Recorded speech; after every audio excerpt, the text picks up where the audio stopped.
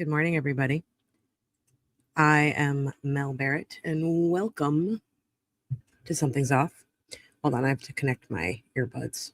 They're not connected. And it sounds like my mic is weird. Is my mic okay?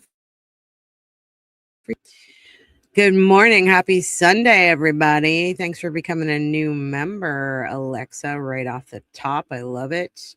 I didn't plan to come on today because I thought I would be able to finish yesterday our episode on day 9 of the Lindsay Clancy trial. However, I talk a lot. So we're back today.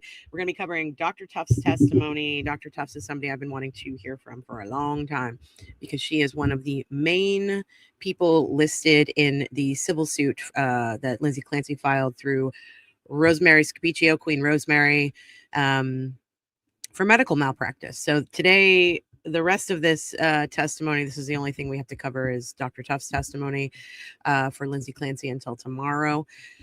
But tomorrow, well, I'll tell you about tomorrow on the other side of a quick break. Good morning, everybody. I am Mel Barrett. I'm Rebecca Lavoie, allegedly. I'm smart. Happy Monday, everybody. I am Mel Barrett. I'm Rebecca Lavoie. Happy gay summer, Mel. Happy hump day, everybody. I am Mel Barrett. I'm not humping anybody. I'm Rebecca Lavoie. Happy Saturday, everybody. I am Mel Barrett. Oh, no. I'm Rebecca Lavoie, and my mic is muted. Good morning, everybody. I am Mel Barrett. I'm Rebecca Lavoie, and that's Briscoe. And welcome to Something's Off, a true crime podcast where we swat the haters aside with our astute takes and humor and joy. And the joylessness I don't of give a those fucking people. miss. Blah. Hags.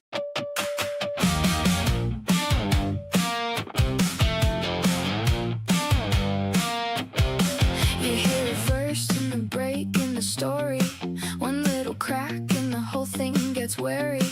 A witness swears but the timeline bends. A smile too smooth and the trail just ends.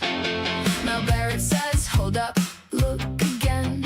Rebecca Lavoie follows every thread. If it feels too neat, then it's not the truth. There's a shadow line running through the room. Something's off, something's off. You can feel it in the bones. Something's off, something's off. When the facts won't come home. Something's off, something's off. And the case won't stay in place. Something's off. We're the ones who chase. We're gonna go members only. Yeah, we're the ones who chase. Wait, did that witness just blink 3 times? Something's off.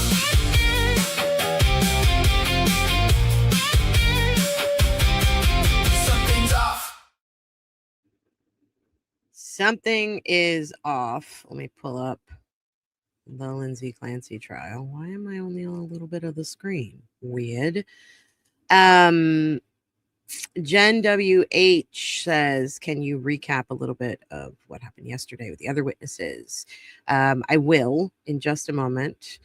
But I just want to say hi to everybody first and tell you about what's happening tomorrow and the rest of the week. And then we'll get into day 9, part 2 of Lindsay Clancy trial. First of all, I just want to say thank you all for being here. And I know this is a difficult trial. We've been talking about that for weeks now. And again, I am trying to stay away from all of the testimony that details anything that happened to these poor children. So we're trying to be really sensitive about that. But obviously, we're also talking about mental health and unaliving oneself. So if that's too difficult for you, I totally understand it. And you don't feel like you need to listen. You can also put me on like 2 times speed, although I already talk pretty fast. So that might be, oh my God, my glasses. That might be a mess if you put me on 2. So tomorrow, Ms. Rebecca Lavoie will be joining us again, back from her beach vacay. I'm sure she's going to be like tan and glowy and calm. And I miss her, so I'm happy she's coming back. We're going to be on with our 8:30 in the morning regular stream. We have a ton of stuff to cover. A lot of it has to do with Aiden Carney, aka Turtle Boy, and the New Jersey charges that have just come down against him, and as well as the possible sanctions in the wrongful death case for John O'Keefe. There's a lot going on. He's being targeted again, in my opinion, and it's kind of ugly. But we're going to talk about it when Becky's back. So 8:30 tomorrow morning, you will see Ms. Rebecca Lavoie, and then we'll come back at 5 p.m. for our members only cross roast, which I've missed her. Although I did have a pretty good, I had a fun members only live with Ellen Marie Marsh last week. But Becky will be back on Monday night. Geez, it's 8:30 in the morning on a Sunday. And we'll be doing our cross roast where Rebecca drinks frosé and gets toasty while I tried to give her secondhand embarrassment by showing her testimony from the Karen Reed trials 1 and 2. Let me check out this chat here. Hello, everybody. Hello, everybody. Hello. I loved you on Adam's fundraiser. #1 fan. Thanks, White Pen Marker. I had a good time. It was really nice I was only on for half hour, 45 minutes. And Jimmy, of course, didn't show up because time is a construct. Time doesn't exist. But I did finally get to meet Sam Beningo. Was really excited to meet her. And I have so much respect for her. And if you want to understand more about the mental health side of this trial, please go check out Sam's coverage of Lindsay Clancy. She has a mental health, she's a mental health expert.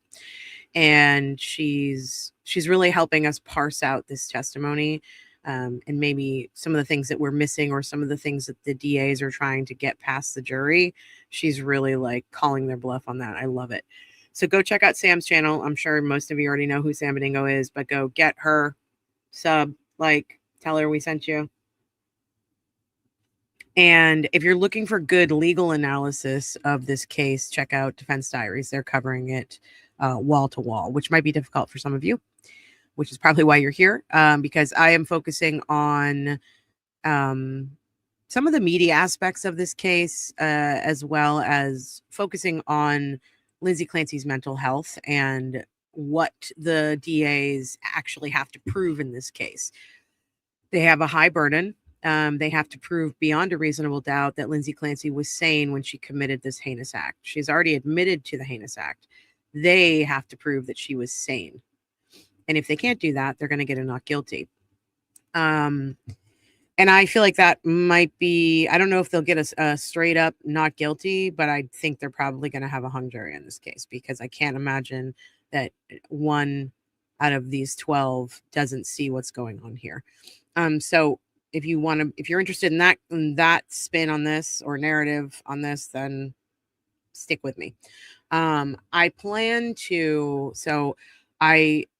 I do recaps. I'm a day behind in the trial, and I do that so that I can watch it first and figure out what I can and cannot show.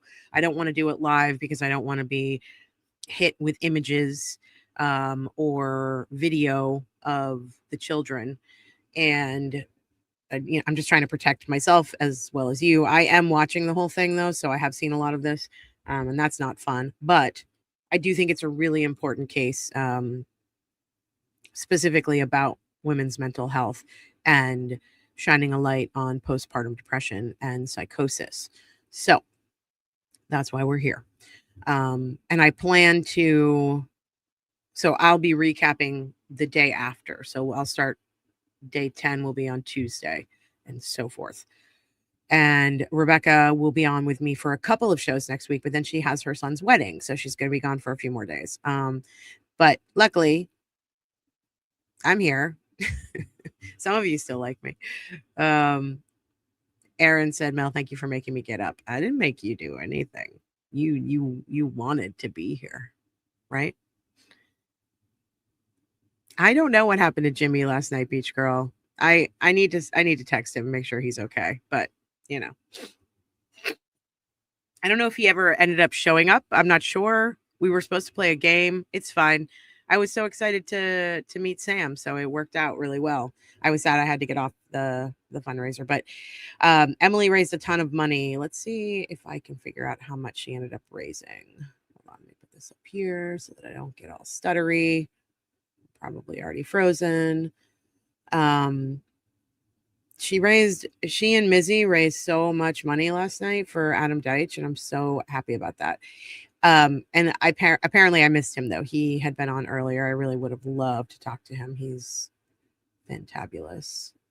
Let's see. So as of 9 hours ago, they were at almost 10,000 raised. So that's pretty awesome. Not too shabby, Emily C. Go like and subscribe to Em's channel. She's amazing. You saw her here last Monday with me.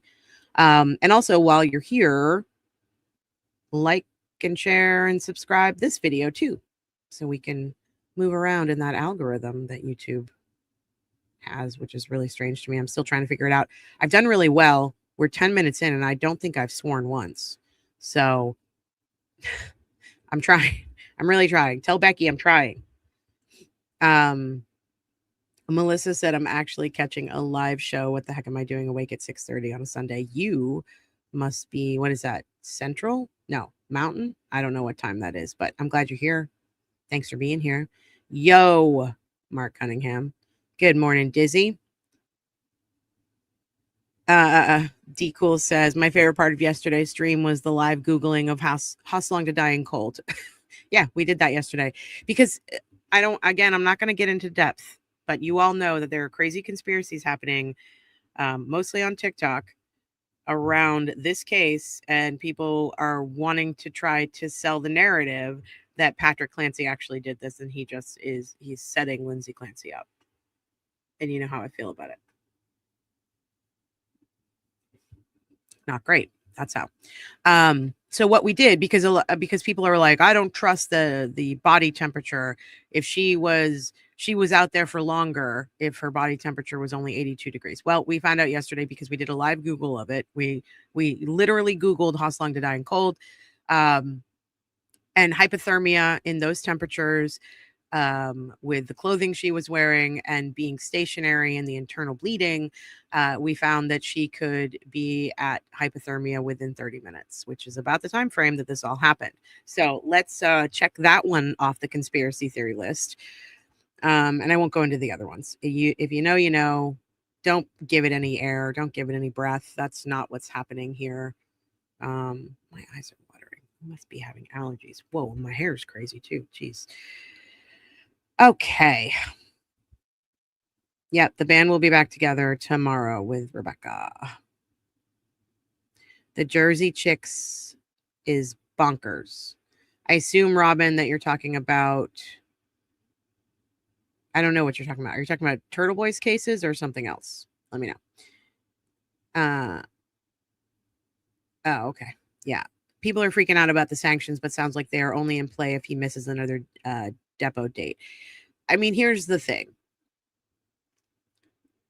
Again, Mark Diller, in my opinion, was being disingenuous in court, reporting to the judge only what he wanted the judge to hear. He wasn't telling the full story of the back and forth between Aiden.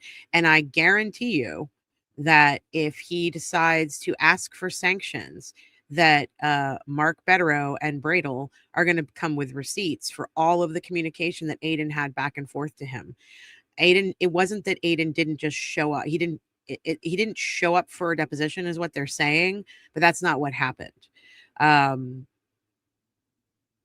It's really fucked up. Oop, I did it. Shit. Damn it. Fuck. Okay. 13 minutes. I feel like that was pretty good though. Like almost 14 minutes, you guys. We're going to talk about it in depth tomorrow, but Mark Diller's being a disingenuous asshole, in my opinion. What's with the time blindness? That would be hard for me to deal with. I assume you're talking about Jimmy. You know, Jimmy's probably a little ADHD. He might have a touch of autism. I don't know. I don't want to diagnose anybody with that kind of stuff here, but time is difficult for some people, and I get it. I get it. Totally get it. I am probably borderline type A, so I'm usually on time. And I get really anxious if I'm not on time, even for this stuff. Like I set the time for this stream and I knew the time and it's on my calendar. And when it got to be like 8:29, I was like, oh shit. I was like stressing out because I was going to be late for you guys, even though I know that most of you would forgive me for that. Like I'm crazy about time sometimes. I hate that I am. I wish I was actually more like Jimmy and Jolene. pretty sure that Jimmy inherited that from his mother, Jolene, the time blindness thing. But I don't know. I feel like Jolene's pretty on time too, even though she says she has time blindness. If you didn't watch her show, was it yesterday? It was a good show yesterday. She's so funny. I wish that she would do I wish she would come on other people's shows. That's something that she doesn't do. I think Rebecca reached out to her and asked if she would come on our show. I absolutely love her so much.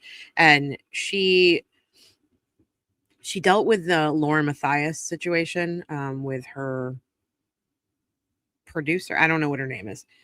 I know Turtle Boy covered it when he was interviewing Christina about Lauren Matthias's fake TRO situation, allegedly.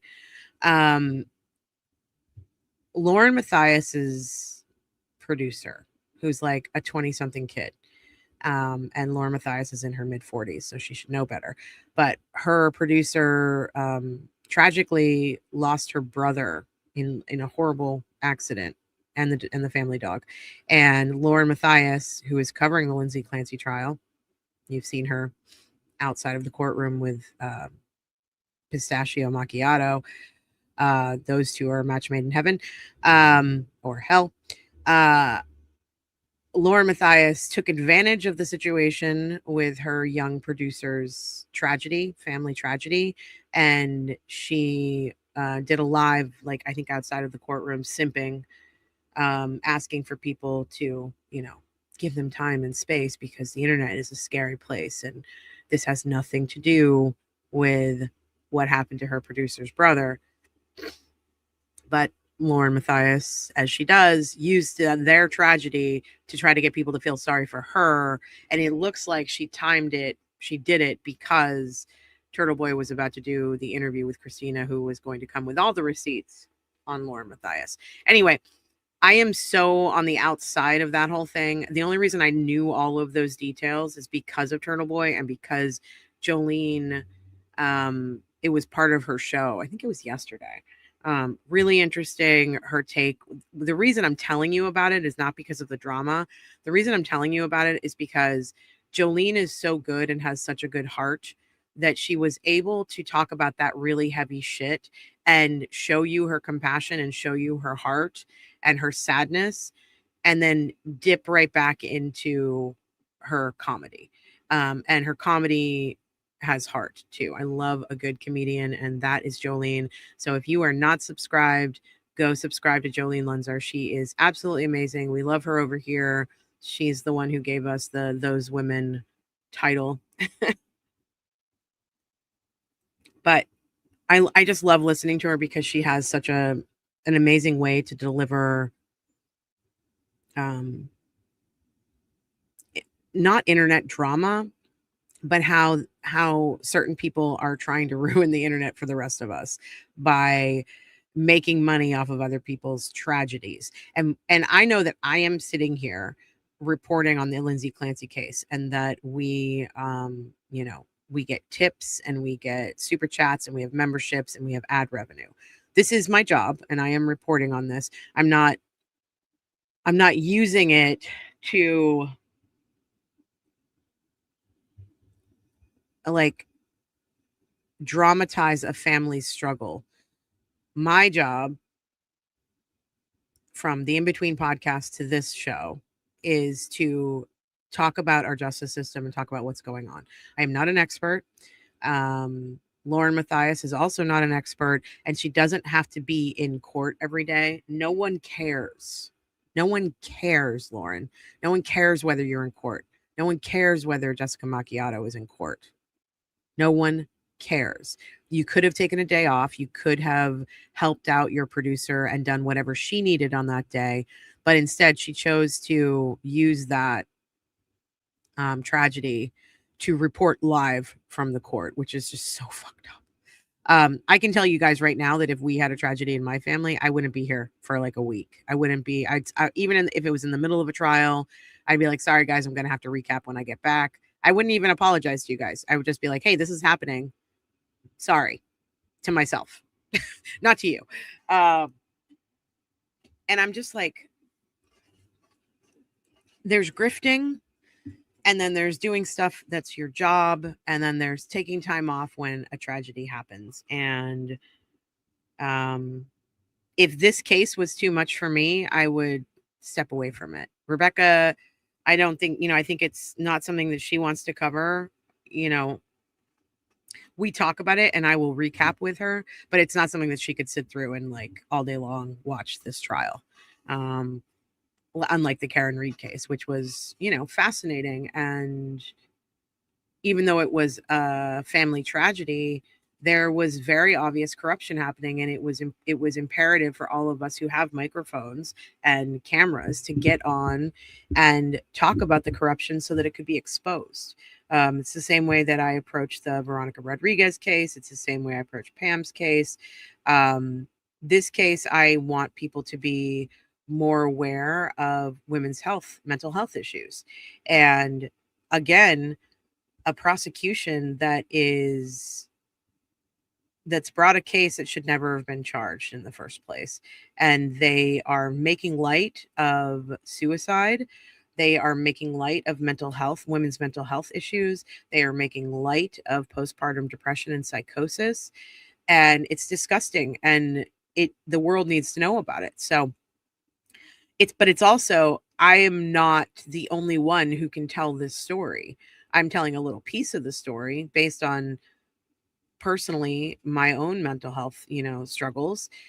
And the defense dyers are telling it from a legal perspective, and Sam Benigo is telling it from her expertise in the mental health world. So we all have something to contribute. Lauren Matthias is just making money off of people's tragedies, and including her own tragedies. I mean, this woman went on and grifted while her brother was dying, like use that to grift. And it's ugh. I feel gross about it. But there are people like Jolene, there are people like Turtle Boy who are really shining a light on the darker side of the internet and content creators. And I appreciate that. So if you're inclined, go watch. That's all I'm going to say about it. Jess said, after your comments to Sam, I watched your show about the testimony of the psychiatrist. Now I need to rewatch what Dr. Joseph said, as I feel they have very different takes. They may. I think that's good, though. I think it's good to have, to understand both sides. Robin said, I watched it gavel to gavel and it started to get to me. Yeah, I can see. I mean, I've been having a lot of conversations the past couple of weeks with people about why they're not watching this trial. And there are a lot of people who are not watching this trial, and I completely get it. You have to protect your mental health. Go do it. Pimaba said, I'll never trust a jury after Faust. Yeah, the judge had a lot to do with that, though. The judge had a lot to do with what the jury saw and what they didn't see, unfortunately. Ben, hi, Benny. Welcome. Good morning. I hope that everything's okay with your family and that everyone is safe. And Ben had experienced fires and tornadoes and all kinds of shit on the farm. And so I hope that everybody's okay. Send your love to Ben. Nikki said, Mel, we all still like you, in my opinion. Thanks, Nikki. Even though I was disparaging boomers yesterday, you guys still like me. What are you gonna do? Can't make everybody happy. Jimmy went full Jimmy and never showed. What the? I gotta text that guy. Mermaid 70 said, just stopping in to say good morning. No offense, but I can't stay. I can't handle this case. I'm sorry. I love you and Rebecca. I'll be back when the case isn't the topic. No problem, Mermaid. Thanks for stopping in to say hi. That's why I usually give us a good like half an hour before I start going into it, so people can hang out for a minute if they want to and then leave if they want to. So I appreciate you for saying that. My Mima said my heart aches for Faust. Mine too. I think they had a fundraiser yesterday for Faust, and I feel like Runkle was on maybe. I was talking to Jess and a couple of other people about doing some kind of a fundraiser, but I wanted them to do it on a channel that had more subscribers. We're getting close to 11,000, but they're like Catnot Williams, I think is the name of her account. She's got 30, 40, 50, 60, I don't know, subscribers. So I thought maybe they should do it over there. But I would be happy to be involved in any FOSS fundraiser. I just don't think that our channel has enough people, but maybe, I don't know. Let me know what you guys think. If you think I should do a FOSS fundraiser, let me know. Emily C. is a game changer. Facts. There's a curse word on the opening video. Yes, I know, Jeff. I have to bleep it. I told Rebecca I was going to do that. I'm going to try to get that done before tomorrow. Okay.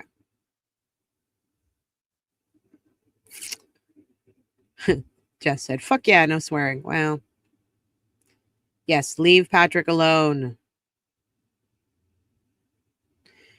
I love this take. A couple of people have said this to me. Amanda said if there was any semblance that Patrick did this, Reddington would be taking that and running with it. Yep.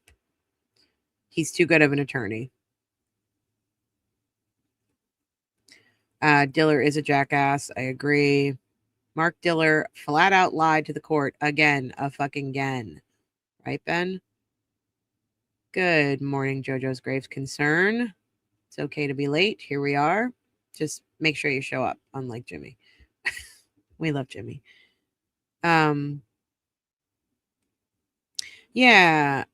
Jess said, correct. Where are the sanctions for Julie, who no-showed without telling one? There have been so many people who have skipped out or tried to reschedule their depositions. And literally, there are emails back and forth between Turtle Boy, his counsel, and Mark Diller's office, text messages trying to schedule this deposition. And Turtle Boy gave him a number of dates that he was available. And instead, Mark Diller did what he did with Colin Albert. He scheduled the deposition, and then he tried to tell the court that the other side didn't show up.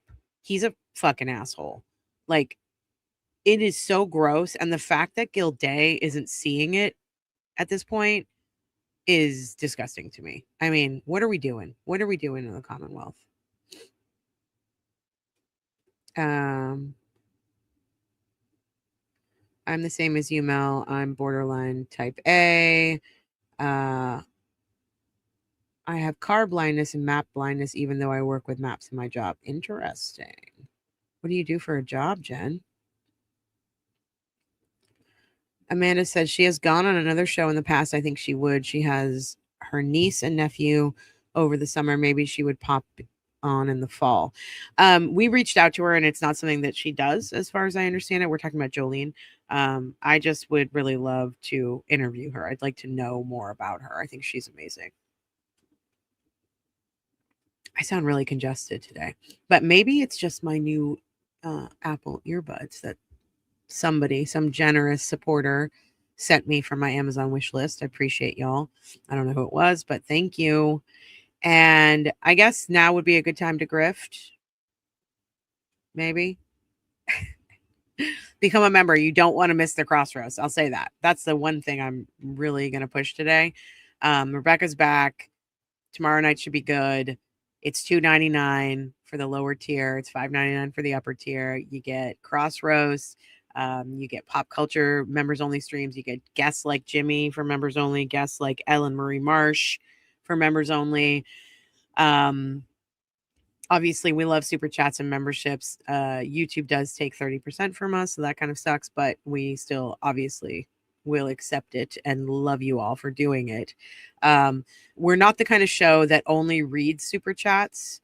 I read comments if they stick out to me and you know, they're good conversation starters or they make good points.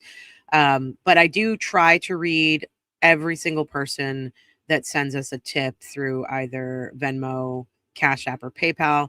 Those are at the top of your screen, and there's a QR code for Venmo if you want to use it. I probably was supposed to put it in the chat as well, but I forgot to do that. But yeah, if you like the content and you want to help keep the show going and keep the lights on, please tip your server. Today and for the past week and a half, I've been your server. I've been serving you. So yeah, send over tips if you feel so inclined or you're able to. And if you're not, totally great. Totally fine.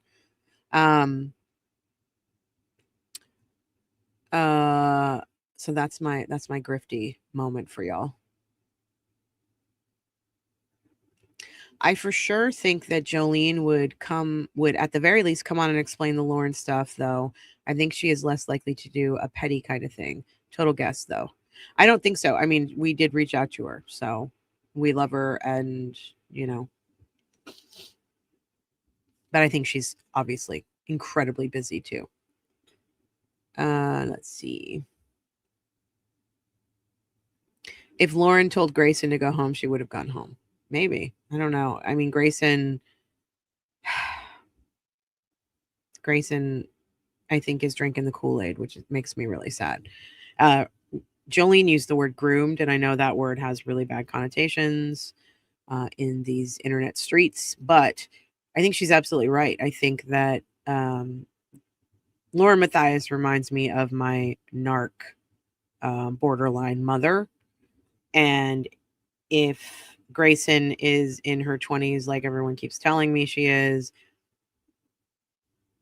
it feels like she's been groomed to me too. And not in a sexual way, but in a control power dynamic kind of way.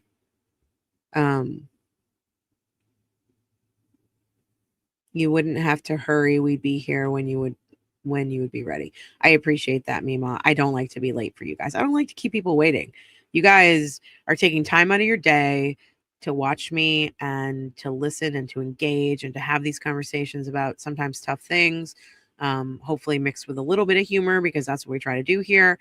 And you also, Mima, you're a member. You pay a membership fee to watch our extra content, and people send us tips and they send us super chats, and I feel obligated, and not in a bad way. I don't mean that in a bad way. I love our audience and I don't want to keep you guys waiting.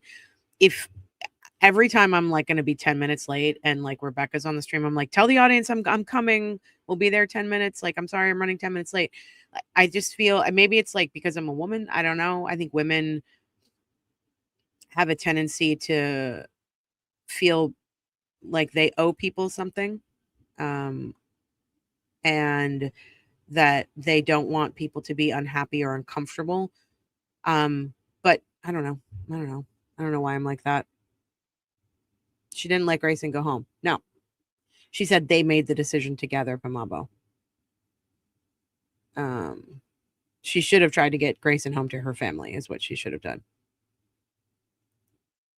They're making light of the struggles of being a working mom and the challenges of returning to work with an infant home. We're talking about Lindsay Clancy. I agree. It's awful, Jess. It's awful.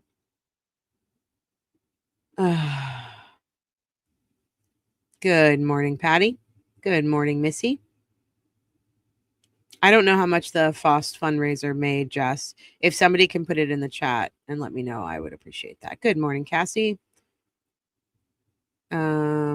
Good morning, Kimberlina. Good morning, Chris. Morning, Mel. You rocked it out this week. Thank you. Thanks, honey. I appreciate that.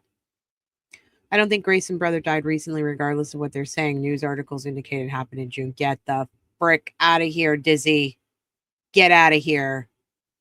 She fucking went on a stream outside of the Lindsay Clancy courtroom and said that it happened overnight in the morning hours. And she cried. If you have an article that says that happened, please send it to me. Either put it in the chat. Oh, I guess you guys can't put links in the chat. Something's off pod at Gmail. That is nutso if that is the case. I hope that's not true. I mean, I don't want any of it to be true. I don't want the guy to have tragically passed away with his dog. But if it happened back in June and she's using it now, she can suck a bag of dicks. That's so fucked up. Oh, Kat Not Williams did do a FOST fundraiser. Good. I'm glad they did that. AKA Bethany, good morning. Thanks for all the streams this week, Mel. It's been great. I am happy to be here. I wouldn't do this if I didn't want to. Like, I get excited to do this. Even if I put pressure on myself, like, oh shit, you're going to be late. It's because I care about this so much and I care about the audience and I love it. I wouldn't do this because this is a lot. It's a lot of talking. It's a lot of energy. It's a lot of research. It's a lot of, watching the court, blah, blah, blah. It's a lot of figuring out where the papers are and dissecting them and understanding legal shit that we don't always understand. And, there's a lot of work that goes into these shows. I mean, some of us put a lot of work. Some of us just jump in our car and turn our phone on and go get a macchiato and scream at Haitians. Some of us do some work to prep for these shows. And if I wasn't enjoying it, you would know. You would know it, because I would be so not here. When I'm done, that's one of the things with me. Like, when I'm done with something, y'all will know it. And not because I'm being rude or mean, but you'll just be able to tell, like, I'm checked the fuck out. So, I'm happy to be here. Oh, hey Dizzy. Yeah, Jess, who I had on the show to talk about the Foss case, Jess has talked to Kat, I think, about doing. I mentioned it to Jess, I think, like, hey, Kat has a bigger audience. Like, there should be a fundraiser over there. If you guys want me involved, I'm happy to be. But Kat and I don't know each other personally, so I'm happy to have an introduction. I'd love to know Kat. I love the work that she does over there, and I'm happy to help with anything that's Foss related. So let me know. Yeah, there was a Foss fundraiser. I don't know how much they raised though. Show up. Don't be a Jimmy. Okay, let's stop ragging on my buddy Jimmy. I understand he's got time blindness. He's got a lot going on in his life too. He's got a show he does too. He's busy. Jimmy's heart. It has nothing, like, he's okay. Everything's fine. And we all prepare for it. That's the thing. Like, Emily knew that was a possibility. I knew it was a possibility.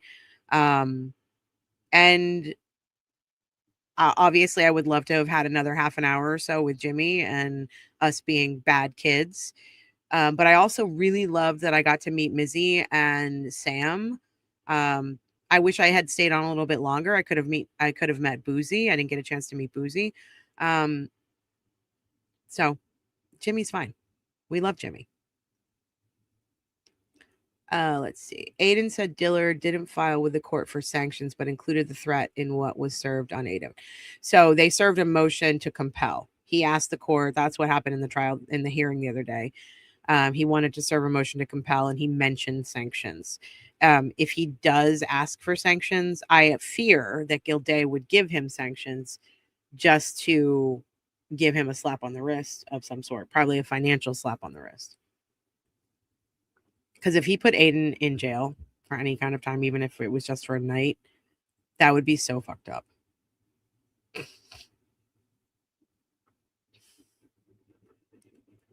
Let's see. Oh, you got all you guys in the chat saying that Lauren may have lied about this when it happened. Lauren Matthias I can't fathom it because it's so disgusting. Yeah, a lot of people are saying that she timed that, like, the outside of the court stream to talk about Grayson's poor brother, because she knew that Christina was going to come with receipts on Turtle Boy's show that night. I mean, that seems plausible, but I don't know if this tragedy happened when they say it did, and if it happened a month or 2 months prior. Fuck them. There.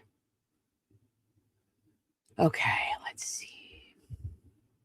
Yes, we know that Gilday is totally biased against TB and hates what he does and how he does it. He is offended by his demeanor and can't be fair and impartial in any of the cases involving him, Jojo says. I agree, Jojo. Hey, Jelly Tots. Yeah, Cassie Baby says Venmo lets you leave a longer comment. That is true, other than the super chats I think you're talking about. And I will read all of the tips unless you don't want me to. So if you don't want me to read what you're saying for the Venmo, Cash App, PayPal tips, just make sure you put that at the top of the message so I don't start reading it like a dumbass. Jojo says Diller is a dick, but Gilday is part of the problem, enabling his behavior. Completely 100% facts, and I agree. Allegedly.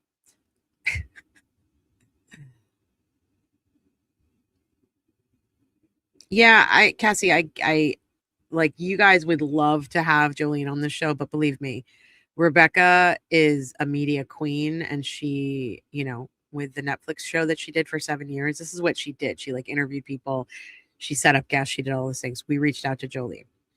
If you guys want Jolene to come on the show and you want us to interview her, go tell her. And then maybe we can convince her because you guys are telling her. How about that? How about that? Catch me outside. A lot of people think that Grayson was groomed. I'm super curious to see where the NJ case goes. I practiced in a neighboring county and occasionally in Atlantic City. South Jersey plays by its own rules. It's wild. I'm interested to see too.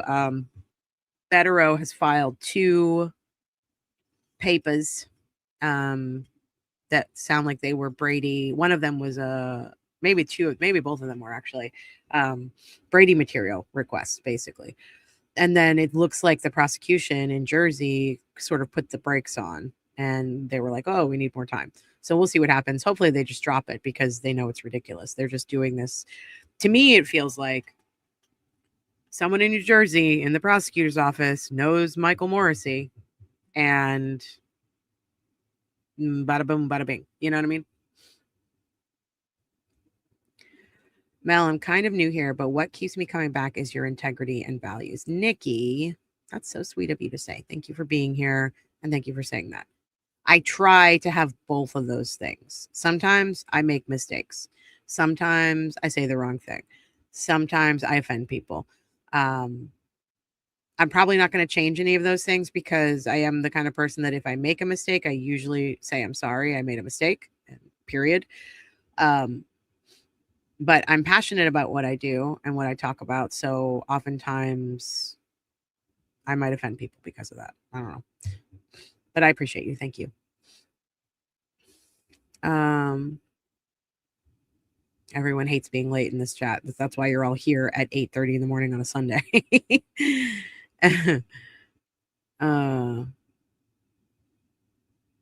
Luna. Hello, Luna. I've missed so much this week. I've been camping with the fam at Big Sur. Nice. Beautiful. But I'm having something soft withdrawals. I'll have to catch up. There's a lot. I did a lot of streams in the past week and a half.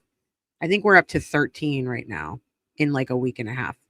And someone, I forget who was saying it, but they were like, my entire timeline is your face, Mel, can like do something different. And I'm like, oh, I'm sorry about the algorithm.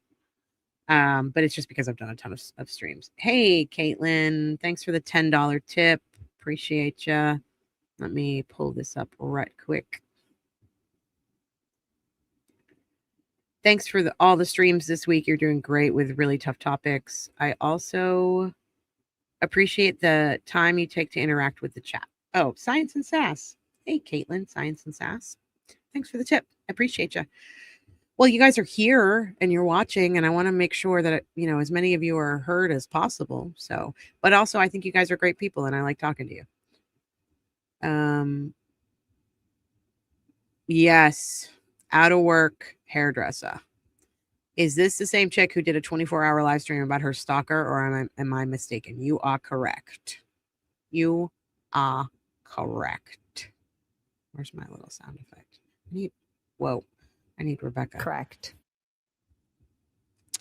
Yep. Turtle Boys talked about it, obviously, in depth, and Jolene has covered it as well. Okay. I got to get into this. Mel, you mean you can't just jump into your car and talk? I mean, I could, but that would be a shit show. I don't know. And also, it's weird to me when people have a YouTube channel, but they don't put their face on it. Like, it's video for a reason. I think Spaces is like, sure, I understand that. You're like getting on a phone call with, 700 of your besties and everyone's talking over each other. Great. But when you have a channel and you're doing like what I'm doing right now, or even when Rebecca's here, can you imagine if this was just me and Rebecca talking to each other and our faces weren't on the screen, so you guys couldn't see our expression, you couldn't see, who we are, we couldn't tell that we were human. And it's just weird. It's weird to me when people don't put their face on the screen if they have a YouTube channel. Again, Spaces, do what you will with that. Okay.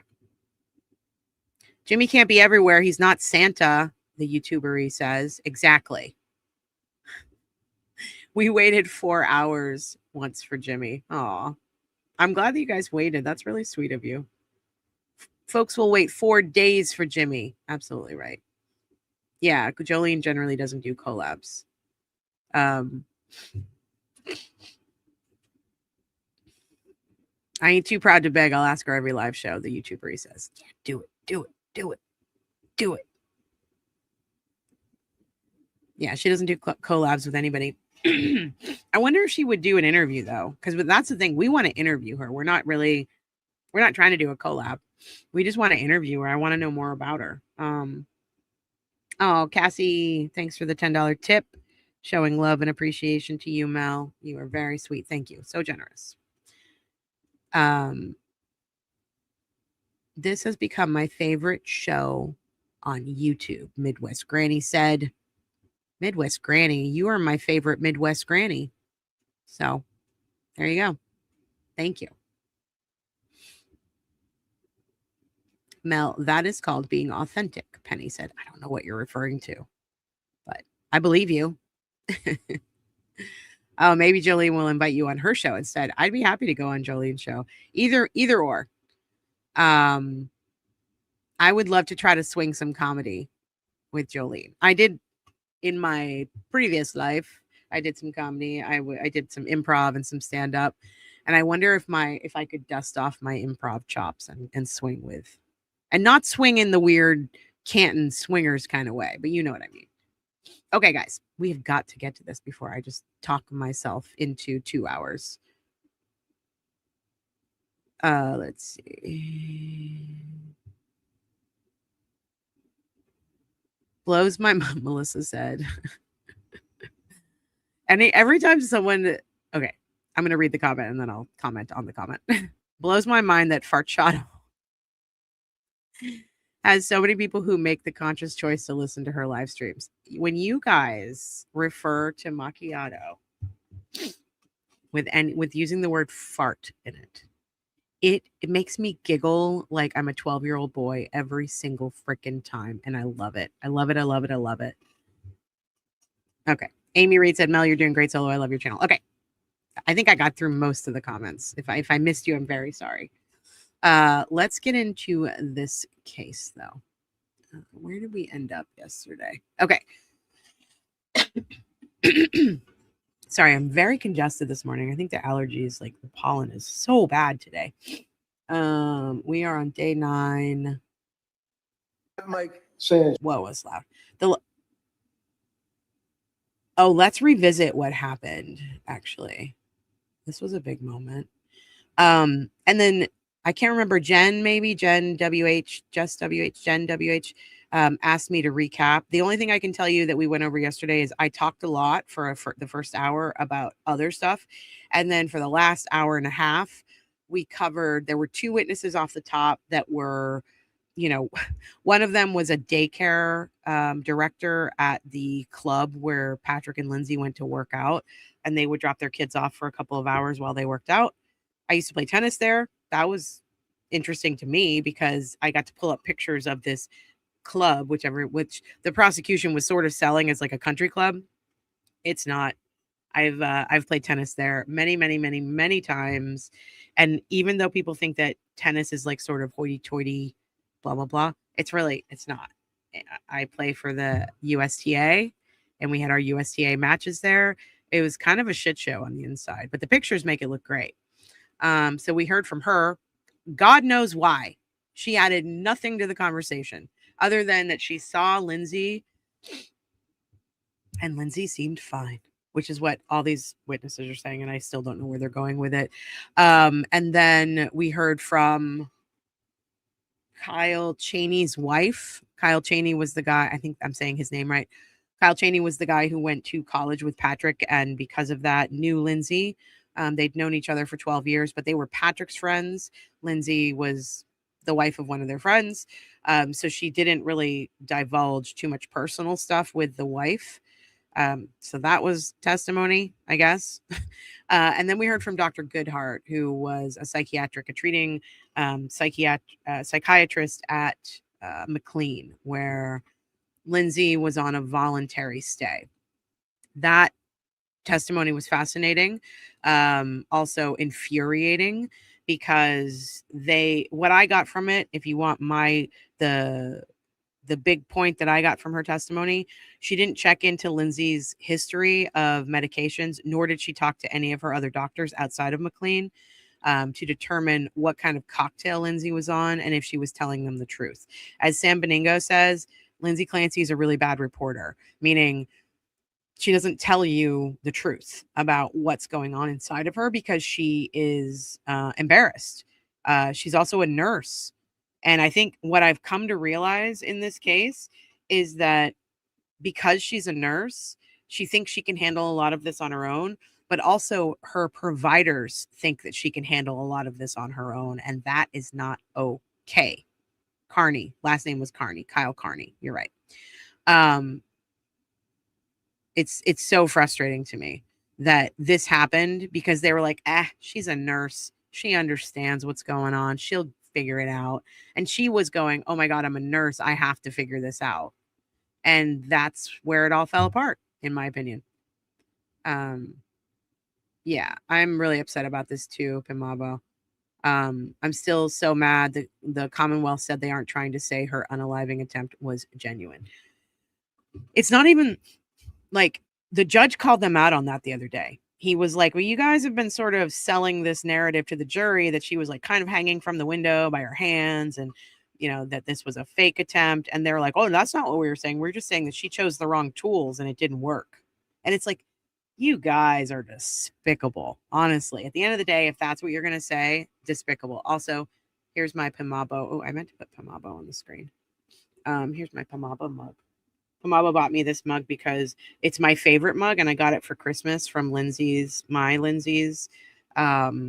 sister, my sister-in-law, kind of. And one day it broke, and it made me very sad. So Pimabo sent me a new one, and I love it, and I drink out of it every day because I am a creature of habit. Yes, her journals show she was charting herself. Totally agree with you, Weddy for Uniting, which I still love your name. I screen grabbed it yesterday just for Rebecca. I'm really excited about it. I can't wait to share it with her. Thanks for being here. Yes, Goodhart, the psychiatrist from McLean, Quinn says, and she really did a weird hedging when asked if she knew Lindsay was postpartum. And what I was saying about that yesterday is that it almost felt to me like the doctor didn't believe that postpartum exists, which is scary.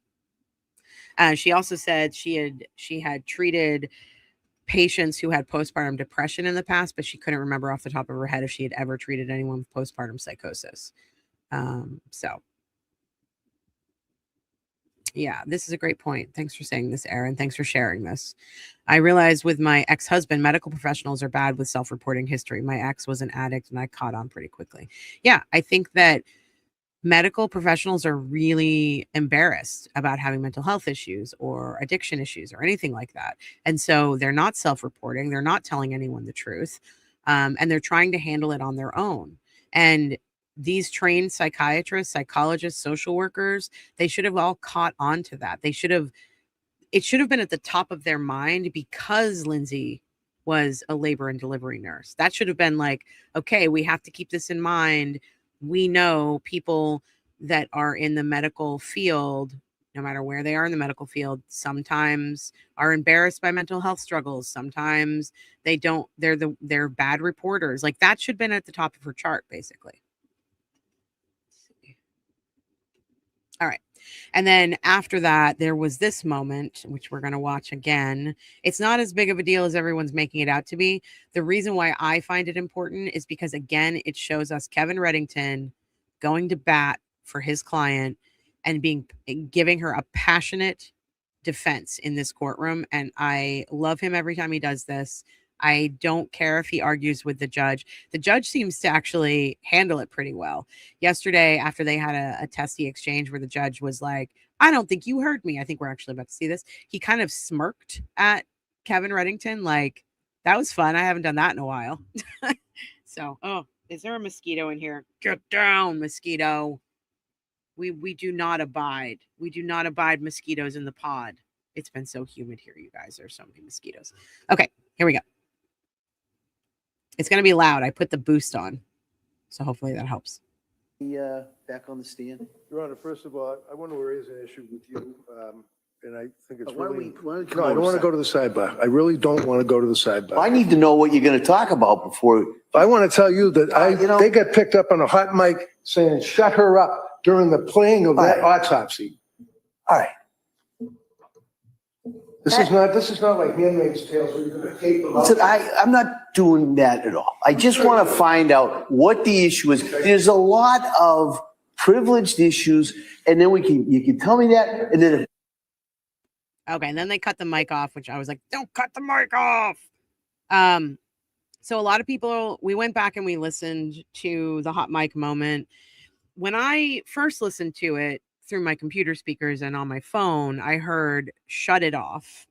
But when I went back and listened to it in my handy dandy fancy new Apple Pods, I heard shut her off or shut her up.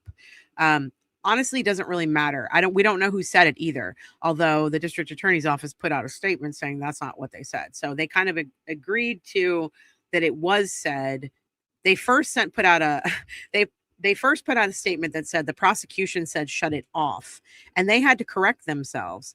And they said, oh, it wasn't the prosecution. It was a court officer saying shut her off or shut it off, whatever they said. They were wrong in the first statement they put out. Nobody really knows who said what.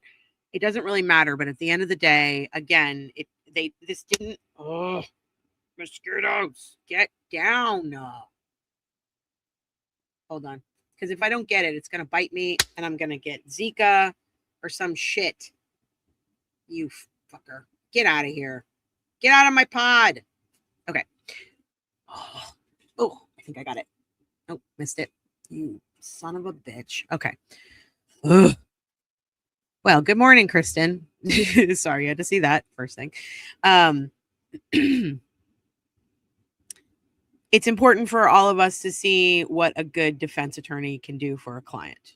It's important for us to see, for anyone who is in legal jeopardy, in legal trouble, they deserve a vigorous defense. They deserve their constitutional rights to be protected. I am all about that. You guys know this. Oh God, did it get me? I feel like it got me. Ugh. No. Okay. So it was really important to show that moment. But at the end of the day, it doesn't matter if they said shut her up, shut it off, shut it up, whatever. It was horrific testimony that this woman was forced to sit through. It was the medical examiner going over the autopsies of these poor children, and there were photos. So nobody needs to see that. The prosecution didn't even need to bring the medical examiner in, because guess what? We know what happened to those kids because Lindsay told us she did it, and they have already stipulated to the fact that she did it. That's not what this case is about. So why are we doing this to everybody involved? It's just awful. Okay. I'll allow it. Sai says, even shut it off doesn't make sense. The pictures weren't up any longer and the jury was long gone. Shut it off can still be directed. Yeah, totally. I totally agree with you. And if they were directing it, whether it was a court officer or the prosecutors, totally not acceptable. Oh my God. I got it. Fucker. Got you. Got it. Hopefully there aren't any other ones. I should get some bug spray. This is crazy. Okay. All right. I'm sure I heard shut her up. I thought I did too upon listening with the earbuds in. Rebecca tells Mel, I'm kidding. Rebecca tells Mel not to swear as much. Mel swears while battling mosquito. I mean, what else are you supposed to do when you're battling a mosquito? Okay. Michelle, it's you who is spreading misinformation. What? Uh-oh. Did we have a fight? Did we have something? Did something happen in my chat? What are we talking about? What are you guys talking about over here? I didn't see it. I don't know. Okay.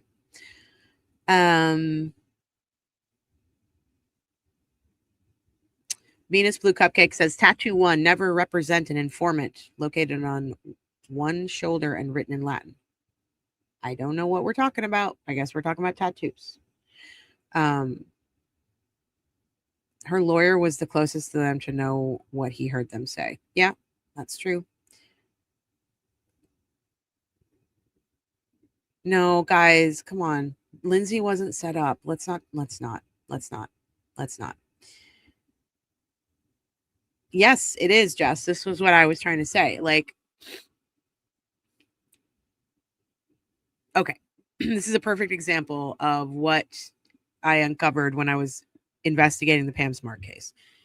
Those wiretaps that were the only evidence used against Pam Smart, they sounded a lot like the whisper that we heard on the hot mic in this courtroom for Lindsay Clancy. So many of us heard shut her up, shut it off, shut it up, all different things. And then because Kevin Reddington said on the record that they said shut her up, so many people can't unhear that now. Like, I can't unhear it. And then the district attorney comes out and says, no, it was the prosecutors, and they said shut it off. And then they had to correct themselves and say, no, it wasn't the prosecutors. It was a clerk of the court or a court officer. It is the clearest example of what the internet did after this is the clearest example of what we are showing with the Pam Smart case. And that is, if you can't understand what is heard on tape, seeing it in writing or hearing someone tell you it's what it says is going to supersede anything that's actually on that tape. So there you have it. Case closed, right? Right. I wish. Reddington wouldn't have represented that in court if he didn't feel it was true. I agree with that. He might have been, but the thing is, he might have misrepresented it because his confirmation bias, which is what the study that we had done for the Pam Smart case, it might have been even his confirmation bias hearing that and thinking these women hate my client and they are trying to do her in with a disingenuous prosecution. And so if he's caught up in the moment, yeah, that's what he's going to hear, whether they said it or not. So that's what we're saying. Confirmation bias is strong, people. I mean, I know I have confirmation bias. You all have confirmation bias, and it is strong. It is a powerful thought process and emotion, and it's really difficult to move away from it. We used to be better at it until the internet came along. So gather around the campfire, children, and let me tell you about what it was like before the internet. We used to be able to debate, and minds could be changed through debate.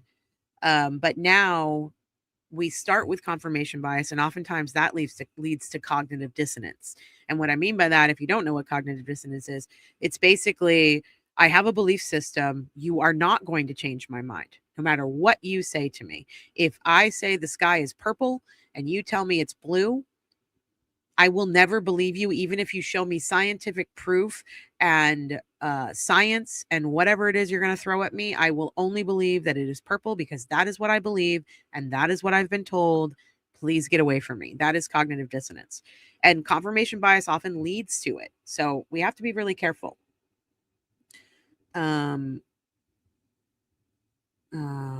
Dizzy, send it to me. Send me the article if you ever find it. It's totally fine. I can look it up too. I just don't have time right now. So if anybody wants to look up Grayson's brother's passing and tell me if it happened in June or not that it really makes a difference, but it should be, people should confront Lauren Mathias with it, is what I should say. Okay, let's do this. They're at sidebar. What I want to do is I want to go to the bathroom. So I am going to start this testimony because the beginning is just going to be all about, let's see. It's going to be all about, this is the redirect, which we don't need. We're going to get right into Jennifer Tufts' testimony. So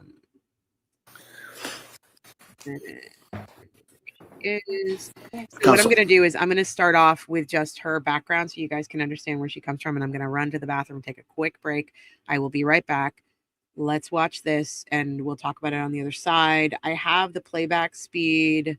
I'm setting it to 1.5. If that is too fast for y'all, let me know. If it's not, I will speed it up a little bit. And the sound is boosted, so we should be good. Alrighty, be right back. Thank you, Your Honor. Good afternoon. Can you please state and spell your name for the record? Jennifer Tufts, JENNIFERTUFTS. Your date of birth. December 31st, 1989. Where do you work? Astor Mental Health And how long have you worked there? for 3.5 years. What is your role there? I'm a psychiatrist. And how long have you been a psychiatrist? I've been officially fully licensed psychiatrist for close to 4 years. I want to ask you if you could just explain to us your educational background and your training background that qualifies you to be a psychiatrist. Absolutely. So I went to medical school at University of Vermont, graduated in 2018 with an MD. I did a postgraduate training in psychiatry at Boston Medical Center. That was 4 years, going into 2022. And then I began working at Astor Mental Health in 2022. And are you a licensed psychiatrist in Massachusetts? Yes. While you were working at Astor Mental Health, did you have a patient named Lindsay Clancy? Yes. And at this time, Your Honor, I'd move to submit the records of Lindsay Clancy for Astor Mental Health to submit to exhibit. They may be admitted.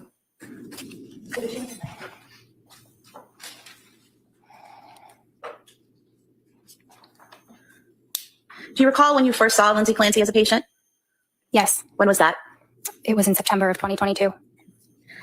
And was that first appointment on September 15th, 2022? I believe that it was. And prior to a patient coming in for their first appointment, is there paperwork that they fill out either online or that's provided to them to fill out? Yes. And what type of paperwork is that? It's fairly extensive. It includes past health history, past psychiatric history, medications they have taken in the past. It includes names of any therapists or other doctors they work with, usually primary care. It includes any report of substances that they may use or may have used in the past. It includes a number of scales, so scales assessing things like anxiety, depression, ADHD. So it's a fairly lengthy document. Are you aware that Lindsay Clancy filled out those documents on September 12th, 2022, 3 days prior to her first appointment? Yes. And did you have an opportunity to review what Lindsay filled out prior to meeting with her for that first appointment? Yes. Okay. And do you recall what you learned from those documents about her prior mental health treatment? Yes. What was that? That she had previously taken some medication. I believe it was in nursing school. It may have been fairly brief, but she had tried the medication Prozac. Do you recall that she also listed that she had tried Wellbutrin as well while she was on the Prozac? That was listed as well. Okay. And do you recall that when she listed that she took the Prozac and the Wellbutrin while in nursing school, she listed that she had no side effects from those medications? That is correct. Prozac, is that an SSRI? Yes. So Lindsay reported that she had previously taken an SSRI while in nursing school with no side effects, correct? Correct. Did she also report that she had no history of any kind of abuse that had occurred to her at any point in her life? Correct. What did she report in regards to alcohol consumption? I believe she reported 1 to 2 drinks at a time and possibly up to 5 times a week. And is there a portion when the patient fills that in, how much they drink? Is there a question there about whether they feel guilty about that? Yes. And what was her response? Am I allowed to go check that just to make sure? Is there an objection to her reviewing the records? Yes.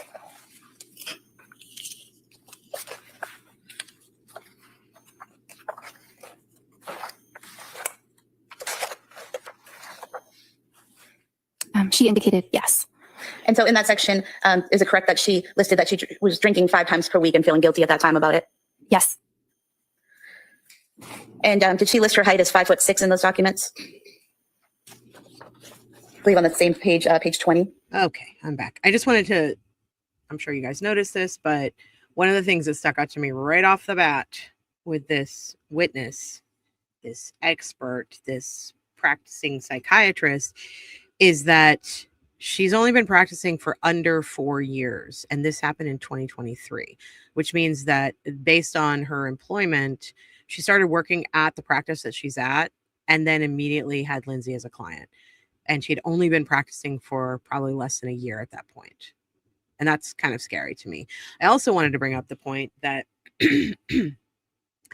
as a psychiatrist, I feel like she should have known based on Lindsay's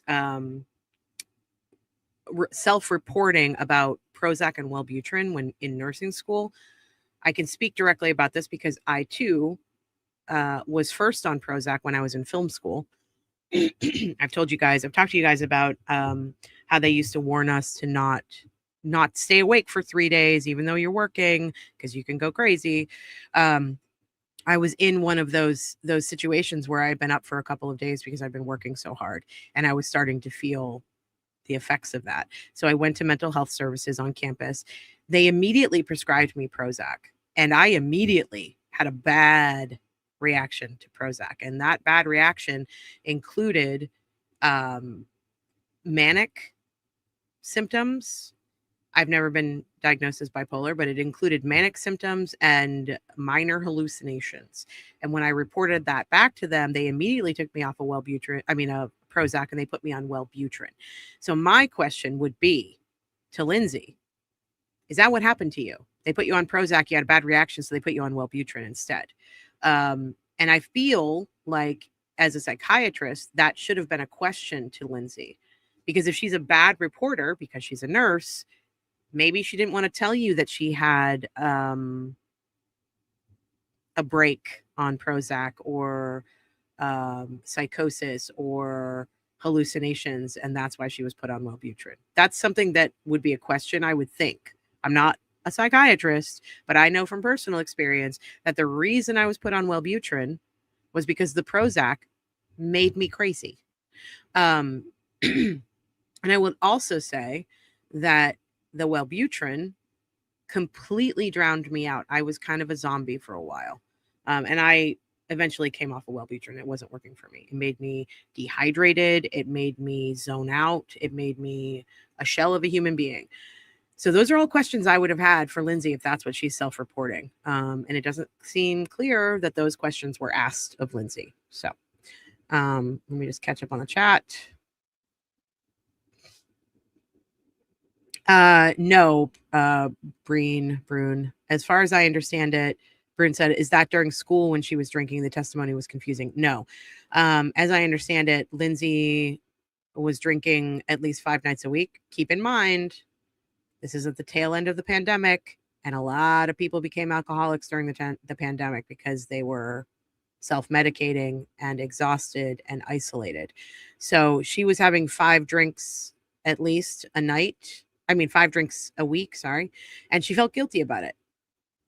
And I can understand that because she was probably self-medicating. Melanie Little says she thinks they were talking about turning off the mic at the prosecutor's table. Maybe. I don't know. It doesn't really matter, you know? Yeah, Tufts had only been practicing for 2 months when she started treating Lindsay. That's terrifying to me. And I feel, again, I want to know what Lindsay's motivation was here. Did she realize how young this person was and how little experience they had? And did she think, okay, well then I could get prescribed from her because of that, and she's not going to ask me a lot of hard questions, because that's what it feels like happened.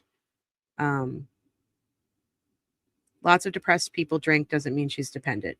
No, it doesn't. But she's saying she has 1 to 2 drinks every time she drinks, and she does it 5 days a week. That sounds a little dependent to me. I can't diagnose her. I can't assess her, but just coming from an alcoholic family, that sounds pretty dependent to me.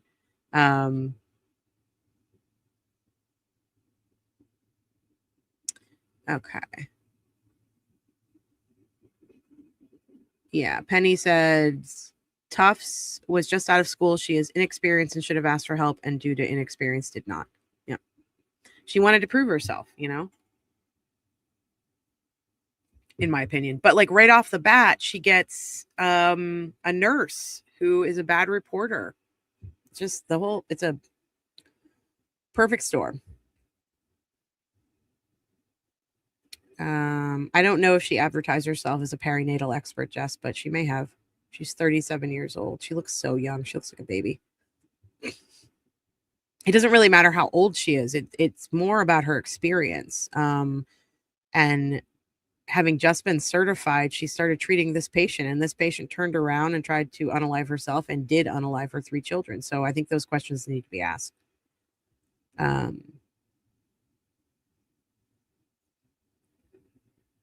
She's still under the legal limit. It's not a big deal. Another normal mom said, yeah. But I think the question is about dependency. And I think the reason they're asking that question on this intake form is to make sure that they're not mixing these drugs, these antidepressants, antipsychotics, anti-anxiety meds with alcohol, like a lot of alcohol. I've seen many in medical withdrawal units. Yeah. Okay. Let's see. Nate, watching live from Greece. This is such a sad trial. I'm glad you're here, Nate. Nate, Greece is not where you are from. You are from, where's Nate from? Is Nate from Scotland? I can't remember. Can't remember where you're from, Nate.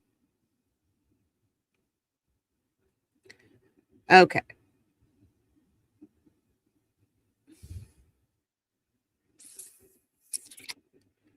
I don't know. Robin says, I don't know if Lindsay knew she was manic. I don't think Lindsay wanted to be manic. I think she was very much against that diagnosis because she knew that it might affect her job. And if people found out about it, her parenting, all that stuff. So I'm not sure she wanted, I think she was very scared of that diagnosis. And so she was trying to push away from that. Nate says, I'm bipolar and a recovering alcoholic. This has this dependency written all over it. Wales, that's what it was. Hey, sorry, buddy. Sorry, Wales. Okay.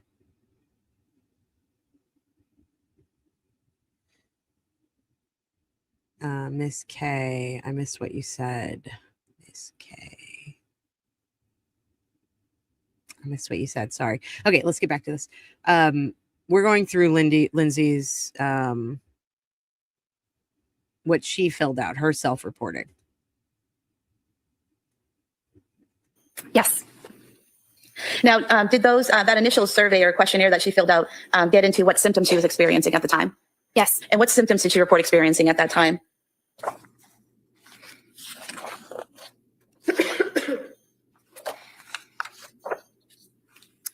Anxiety attacks, decreased appetite, depressed mood, easily distracted, excessive worry, guilt, unable to feel pleasure, unable to fall asleep, and racing thoughts. And would it be fair to say that there's a checklist of symptoms and the patient checks off which ones they're experiencing, correct? Yes. And so on that list, engage in risky behaviors, that was not checked off, correct? Correct. And excessive energy wasn't checked off, correct? Correct. Feelings of hopelessness, feelings of abandonment, feelings of emptiness, none of those were checked off, correct? Correct. Impulsive behavior, that was not checked off, correct? Correct. Now, was there also a suicide risk assessment form that Ms. Clancy filled out? Yes. And what is a suicide risk assessment? Well, it assesses various factors that may increase a person's risk of committing suicide. And the form that Ms. Clancy filled out, the first question is, have you been so distressed you seriously wish to end your life? And her response was no, correct? I'm just looking. Page 23. Yes, Correct. Helena, I've been outraged And since the second question is, has anything happened 8:30 recently to a.m. make you feel you don't want to live? And her answer was no, correct? Correct. There's question 3, a specific plan. Do you have a specific plan of how you would kill yourself? And her answer was no, correct? Correct. Fourth question is access to weapons or means of hurting yourself. And the answer is no, correct? Correct. The fifth question is made a serious suicide attempt. And the answer was no, correct? Correct. The sixth question, purposely done something to hurt yourself. Again, no, correct? Correct. Seventh question, heard voices telling you to hurt yourself. Her answer was no, correct? Correct. Number 9, having thoughts of killing or seriously hurting someone else. The answer was no, correct? Correct. Number 10, heard voices telling you to hurt others. The answer was no, correct? Correct. Hurt someone or destroy property on purpose. The answer was no, correct? Correct.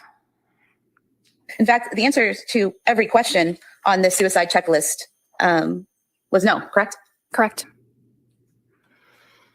Was there also a substance use assessment form that was filled out on page 24? Yes. And there were no issues with substance use, correct? Correct. Is there also an ADHD self-report scale that's filled out? There usually is. Direct you to page 25.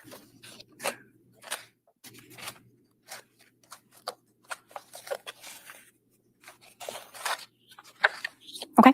And ADHD, is that attention deficit hyperactive disorder? Yes. And given the answers that Ms. Clancy gave on that self-reporting form, were there any concerns about attention deficit hyperactive disorder? Not significantly. Were there any concerns at all? Maybe. Well, she reported often to some of the questions. Yes. And is that significant to you based on your training and experience? You have to look at this form within the entire picture of the patient. So no, I didn't suspect that Lindsay had ADHD. So these forms are a tool, and you use them together along with your observations of the patient to come to conclusions. Is that correct? Yes. And like Ariel says, Tufts should have recognized that this was a complicated case and discussed with others in the practice to get their input. Yes, this should have been a team effort all the way through. It should have been a team effort. One person shouldn't have been responsible for diagnosing and treating this woman. This was complicated, and this woman wasn't equipped to handle it. There was also I believe it's entitled a GAD screening. Is that generalized anxiety disorder? Yes. Okay. And did Ms. Clancy fill that out as well? Page 27. Sorry, my pages are a little bit different than yours. Oh, I apologize. I'll find it. Also, one of the things that we talked about with yesterday's testimony is how much they relied on what Lindsay told them or what Patrick told them about Lindsay. And again, in this case, you're relying on what someone's telling you. Now, I understand that they shouldn't be responsible for someone lying to them. However, they are there to evaluate her psychology, her psyche. And if you don't know that right off the top, she's a nurse and all of the complications that could come with that, and you're not probing that, then you're not doing your job. Yes, a patient and a client can lie to you. People lie all the time. I feel like I heard a statistic where if a doctor asks you what your weight is and you tell them it's 125 pounds, you're usually lying by like 10 to 20 pounds or, along those lines. So if going into the situation, a nurse is coming to you and saying, I'm fine, I just have a little bit of anxiety and I can't sleep, so prescribe me something, you should be probing more, in my opinion.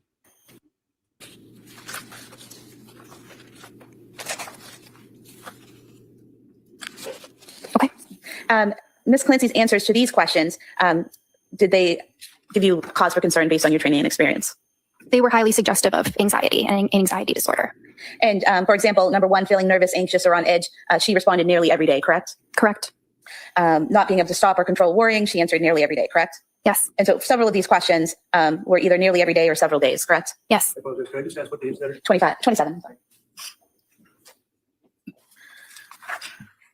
And then is there also a patient questionnaire that the patient fills out? I think it's yes, I believe so. Yeah. Jess makes a really good point. I think you mentioned this yesterday too. Jess said, can't get past that Dr. Tufts believed Lindsay about everything except that the meds had made her way worse. And I do think that Kevin Reddington, he's going to cross her on Monday. This is just the direct that we're going through. In the cross on Monday, I am sure he's going to be like, and do you ever see people lying on their intake forms? And what do you do when you figure out they're lying? How do you probe if they're lying? Why did you, like what Jess is saying, why did you believe her wholeheartedly about what she was reporting to you, except for the meds? Except for the meds. That's the one thing you didn't believe her on. So why? Is it because you're now trying to cover your ass because you're in a civil suit? Like what's the problem here?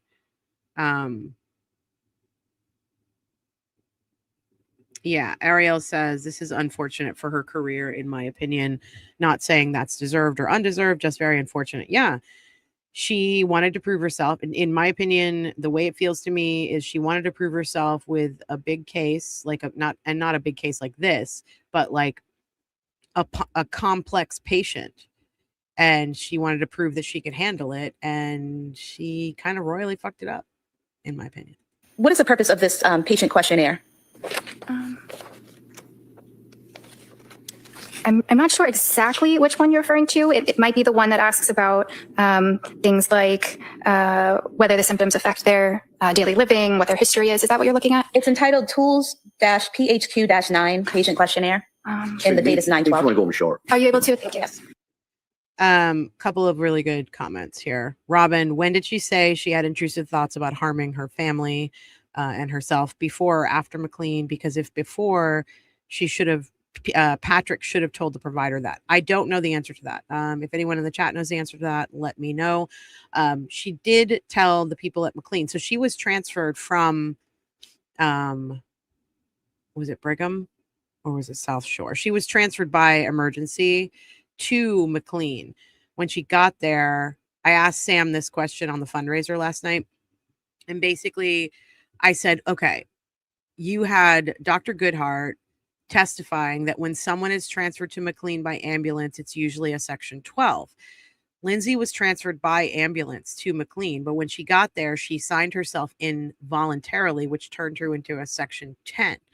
And I was like, why would they do that? And Sam said, because they don't want to start off in an antagonistic relationship, basically. If someone is involuntarily, becomes an involuntary patient, there's already this like adversary kind of situation. But when someone signs themselves in, then they can work with the providers at McLean. All makes sense to me. However, she was going to McLean because she wanted to be weaned off of the drugs that were keeping her from sleeping.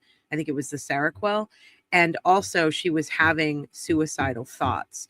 And the reason why all of these practitioners sort of dismissed the suicidal thoughts, they were all aware of it at this point.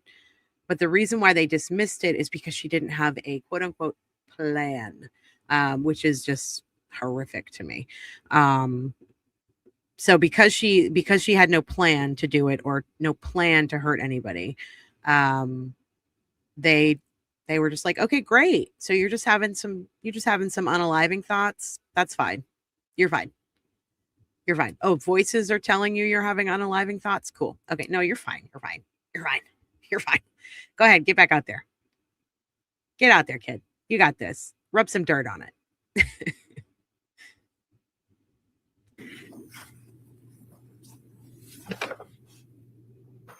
Okay. Yes. So this form that's entitled PHQ-9 Patient Questionnaire, what is the purpose of that form? It's a screening tool for depression. And can you talk about the defendant's answers to those questions and what they told you based on your training and experience? Well, some of the answers were positive. So that really indicates that she should be assessed for depression. She might have it. Okay. And when you say positive, what do you mean by positive? So for example, she said for number 2, feeling down, depressed, and hopeless more than half of the days, a positive response means indicating yes. So it's not a positive, happy response. It's a positive, this might be an issue response. Yes. And on the next form, A1, initial diagnostic assessment. Yes.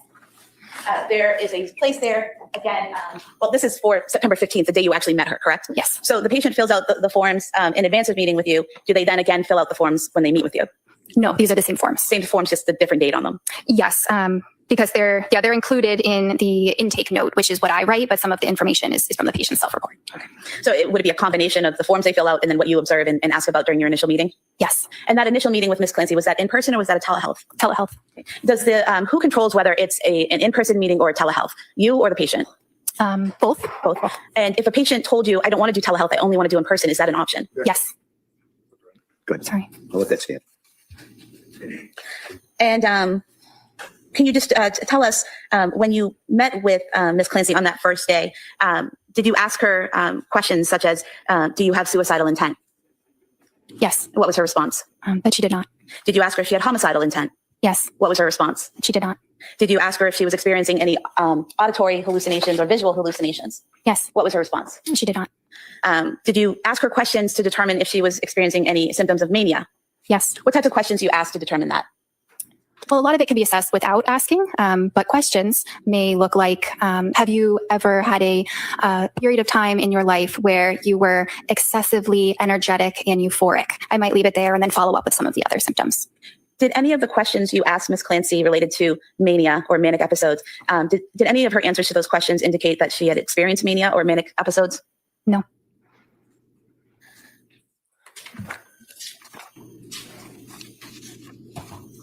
Now, in that first meeting, what's your exam process? Like, how do you start the meeting and how does it flow?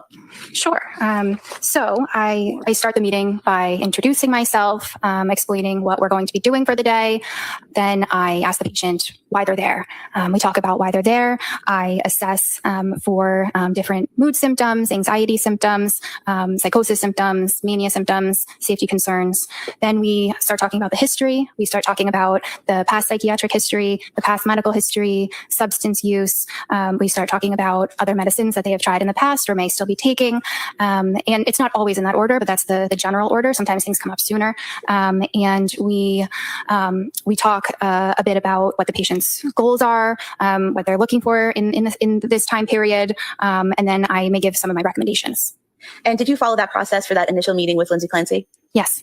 Now, you mentioned that you part of the initial evaluation is looking for signs of psychosis. Is that correct? Yes. What types of things are you looking for to see if someone's experiencing psychosis? So there are a number of things. They start with how the patient appears. So some signs of psychosis might be that they appear disheveled.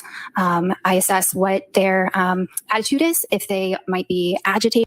I just want to address this because a lot of people are talking about it in the comments. So I started seeing a therapist in 2017, like talk therapy.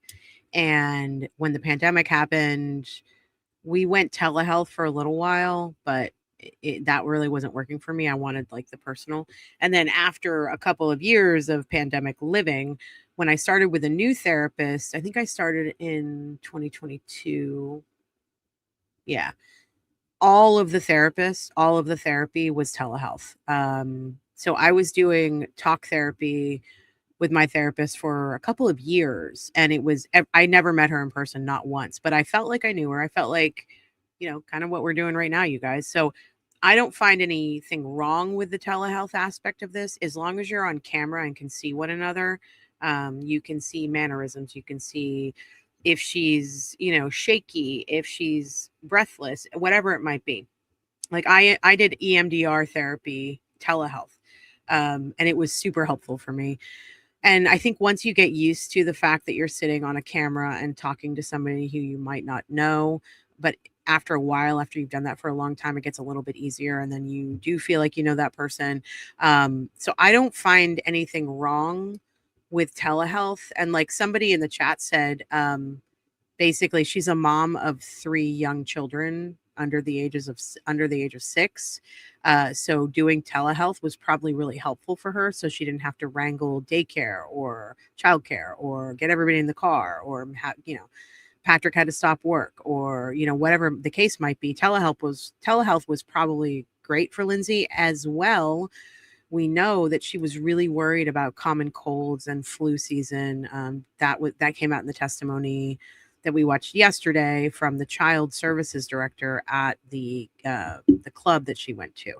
So I don't think there's anything wrong with telehealth. And I don't think that this doctor, I think it was probably good for the doctor as well. I know it's good for my doctor when I request a telehealth as instead of an in-person appointment, because it's something they can do in 15 minutes. And we can all jump off and go on about our days. So I don't think there's anything wrong with the telehealth aspect of this. It's my opinion. But or very uncooperative, that's a red flag. I will assess what their speech is like. Is it very loud? Is it very fast? Or sometimes it could be the opposite, where they're not really even speaking at all. I assess what their mood is like, what they're saying that they're feeling, and how they appear visually. I assess what their thoughts are like. So are their thoughts disorganized, where it's really hard to understand? They're jumping around and you can't follow their line of thought. I assess what the thought content is. If it's particularly about anything very bizarre or very paranoid, that would be potentially indicative of psychosis. And you conducted that type of evaluation on Lindsay Clancy in that first meeting, is that correct? Yes, that assessment is done with every patient. And did you note any signs or symptoms of psychosis with Ms. Clancy that day? No. Do you also, in addition to the observations you're making of the patient that day, are you also asking questions about their past behavior and things that have happened to them in the past that might indicate whether psychosis is an issue? Yes. And what types of things are you asking them about their past? Well, I may ask, have you ever heard voices? Have you ever seen something that other people didn't see? And did you ask those questions of Ms. Clancy? I believe I did. And what was her response? No. Do you, and as part of this evaluation, are you making an assessment about the patient's judgment and insight? Yes. And when we talk about psychiatry, what are we talking about when we say judgment? So judgment indicates their decision-making process, and whether it is a logical decision-making process or perhaps not. And same question in terms of insight. What does that mean in psychiatry when you're assessing their insight? So that's more about a patient's awareness, both of their inner feelings as well as mental health a bit more broadly. And in terms of orientation, when you're assessing a patient, what does that mean? Orientation is awareness of where someone is, who someone is, what day it is, what's going on. And based on your evaluation of Lindsay Clancy that first day, September 15, 2022, did she appear to have any issues with judgment, insight, or orientation? No. Do you also assess the patient's memory? Yes. And how do you do that? Well, it depends. Often, unless there is a specific concern about memory or dementia, it's based off of my conversation with them. Are they able to recall medications that they have taken? Are they able to recall, things that they have done with a lot of detail and specificity? And did there appear to be any issues with Lindsay Clancy's memory in your evaluation of her? No. And what about attention and concentration? What are you looking for as a psychiatrist when evaluating attention and concentration? I'm looking for whether they're paying attention to the conversation, if they can follow it, or maybe if they get distracted, it seems like they're not listening, something like that. Did Lindsay Clancy appear to have any issues with attention or concentration? No. There was something in the records called fund of knowledge. What does that mean? Basis of knowledge, what someone understands about the world. So maybe if somebody has a very low education, they might have a low fund of knowledge. And was there any issue with Lindsay Clancy's fund of knowledge? No. Are you also assessing mood? Yes. And how do you assess the mood of a patient, and why do you assess it? Well, it's very important. The mood is based on what the patient says, what they say about how they're feeling. Okay. And so are there circumstances where a patient might say they're feeling happy, but you make observations that they appear depressed? Yes. Okay. And so when we see mood in the records, that refers to how the patient is reporting their mood is? Yes. So if it says appropriate mood and affect, or actually if it says patient description of their emotional state, it says okay. Does that mean the patient said okay? Yes. Is there a place in the record where you describe what your observations of the mood are? That's the affect. Affect. Okay. And so affect is how the patient presents? Yes. This first meeting with Lindsay, what was her mood? It was okay. And what was her affect? Anxious. Okay. So she was reporting to you. She felt okay. What was her mood? It was okay. Like, we need to be drilling down on that a little bit more, because that's okay. Like, what does that mean?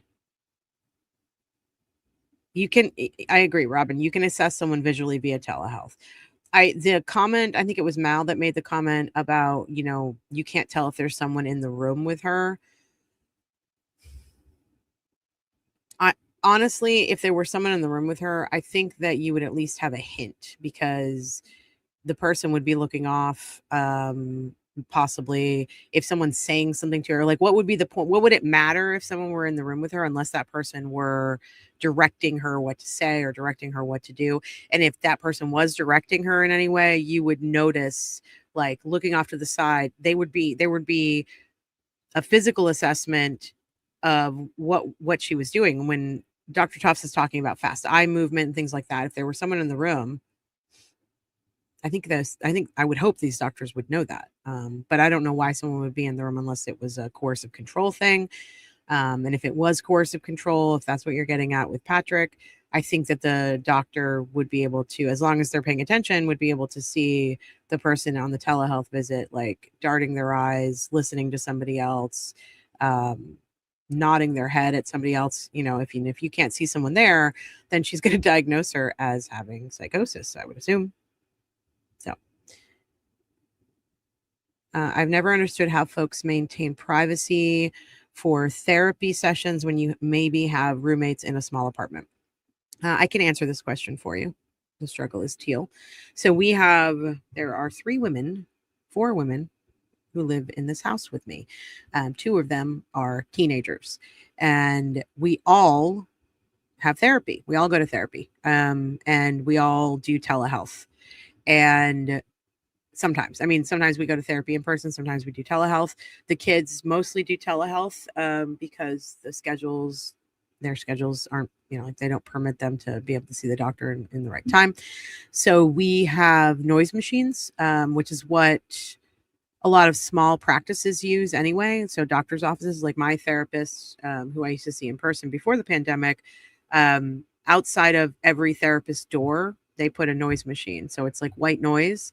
You really can't hear what's going on the other side of the door. So that's what we do sometimes here. And then, we're separated by floors, so that's helpful too. And so everyone knows that if someone is in therapy, not to disturb and not to go to that floor or not to go outside of their door.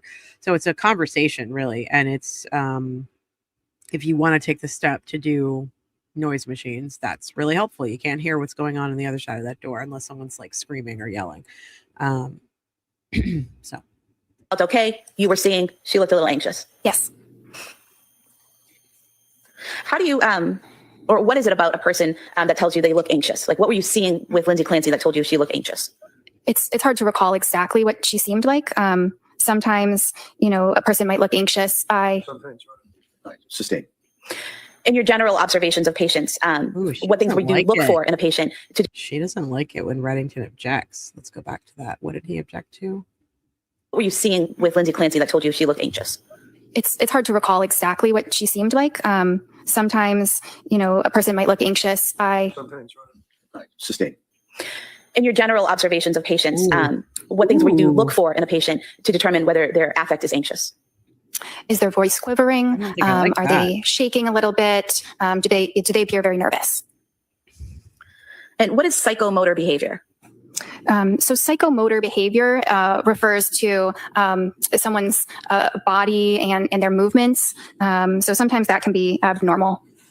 And did you notice anything abnormal about Lindsay Clancy's psychomotor behavior? No.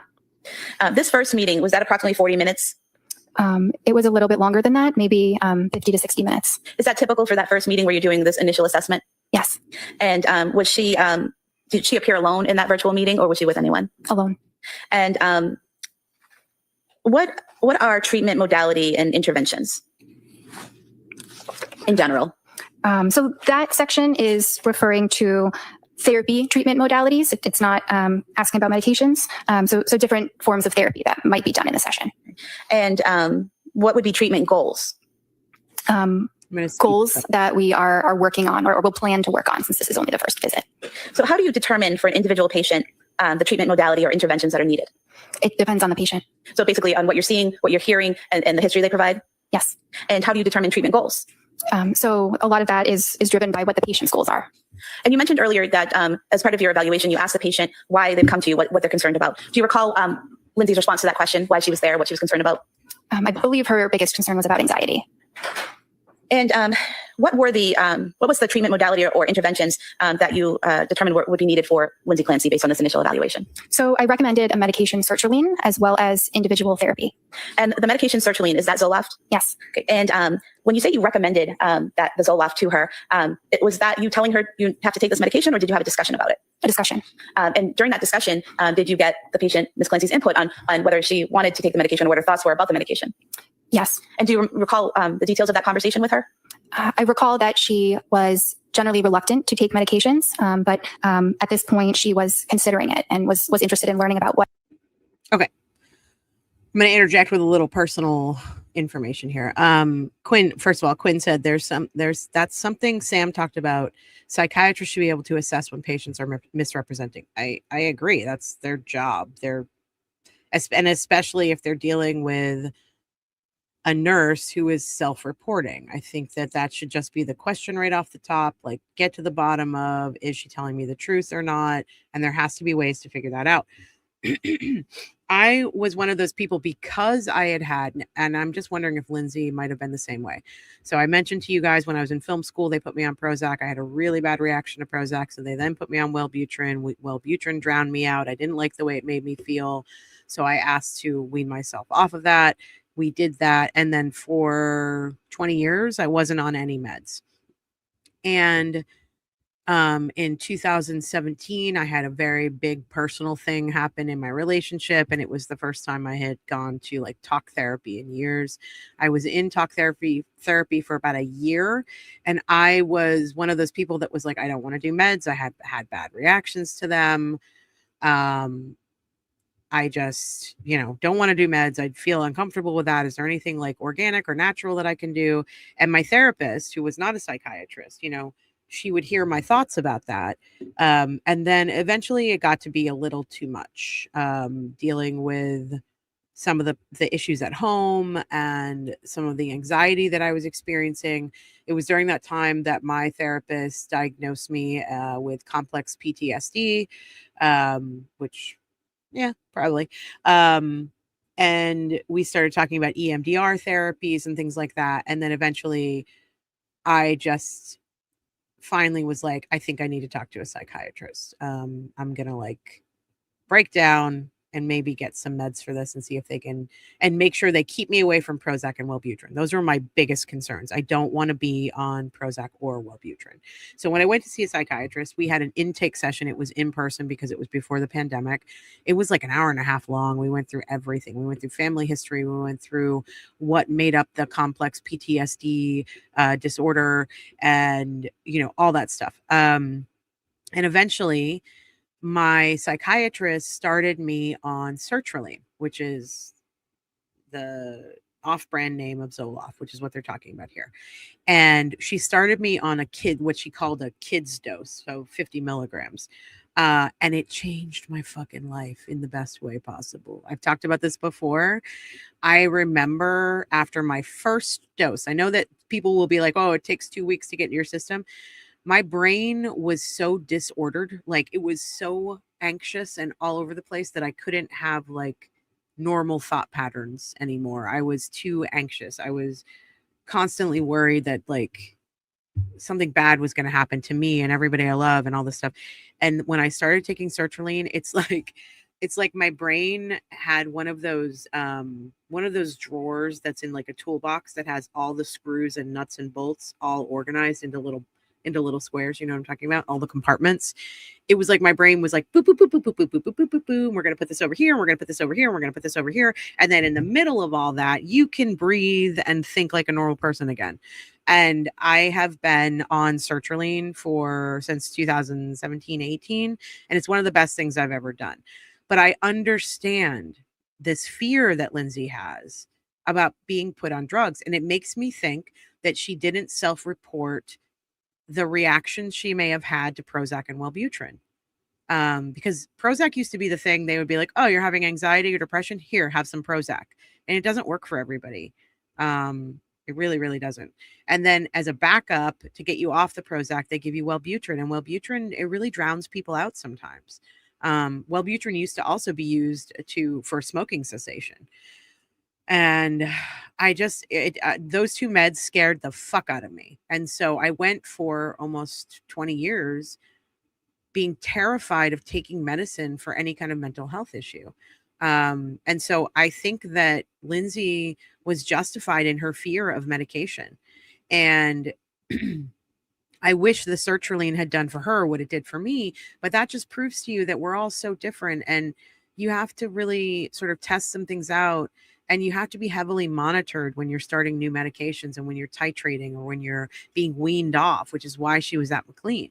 So, somebody just said in the chat, Y2K Survivor 2 said, I love Wellbutrin. Wellbutrin was horrible for me. We all have different chemical makeup and we all need different kinds of help. So the problem that, as I see it, is basically it's a macro problem. The macro problem here is that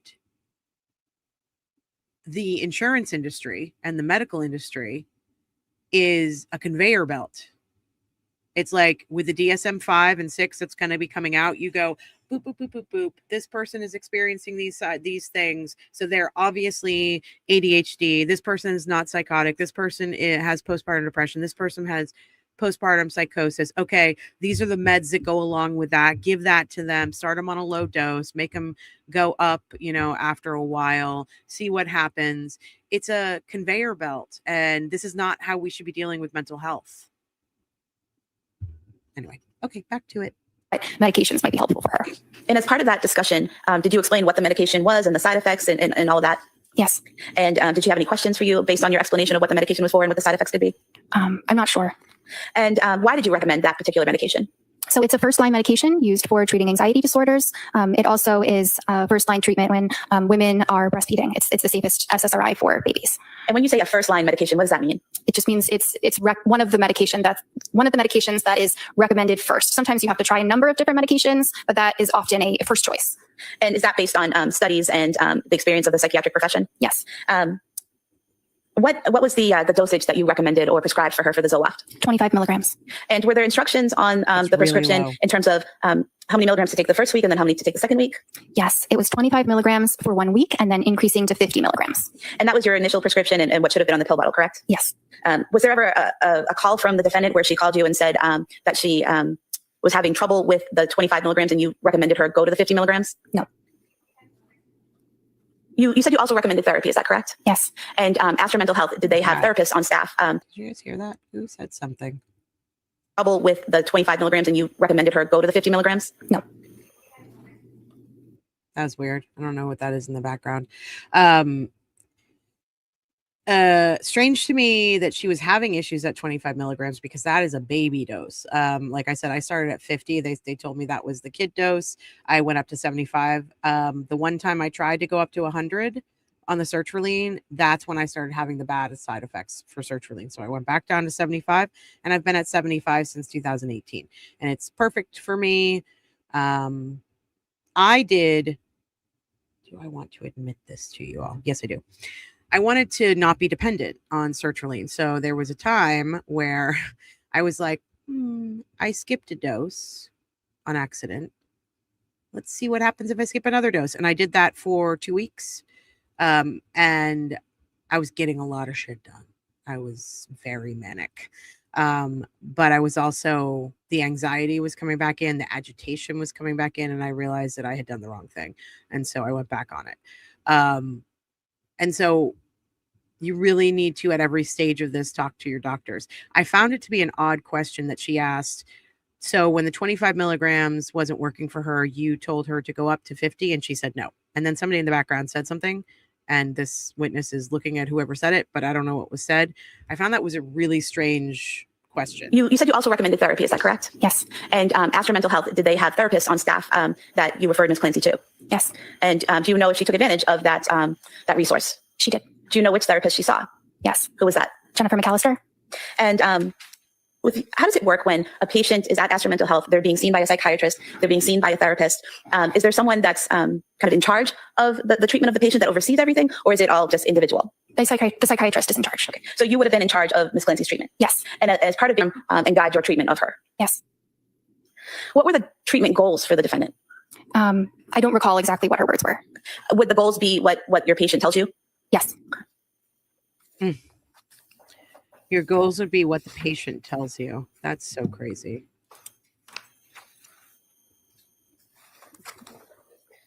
Coach just asked that you look at page 41 of the record. And what were the treatment goals according to Ms. Clancy? So these are not her words. There's a list in the electronic medical record where I can indicate which ones might apply, where I can type out my own.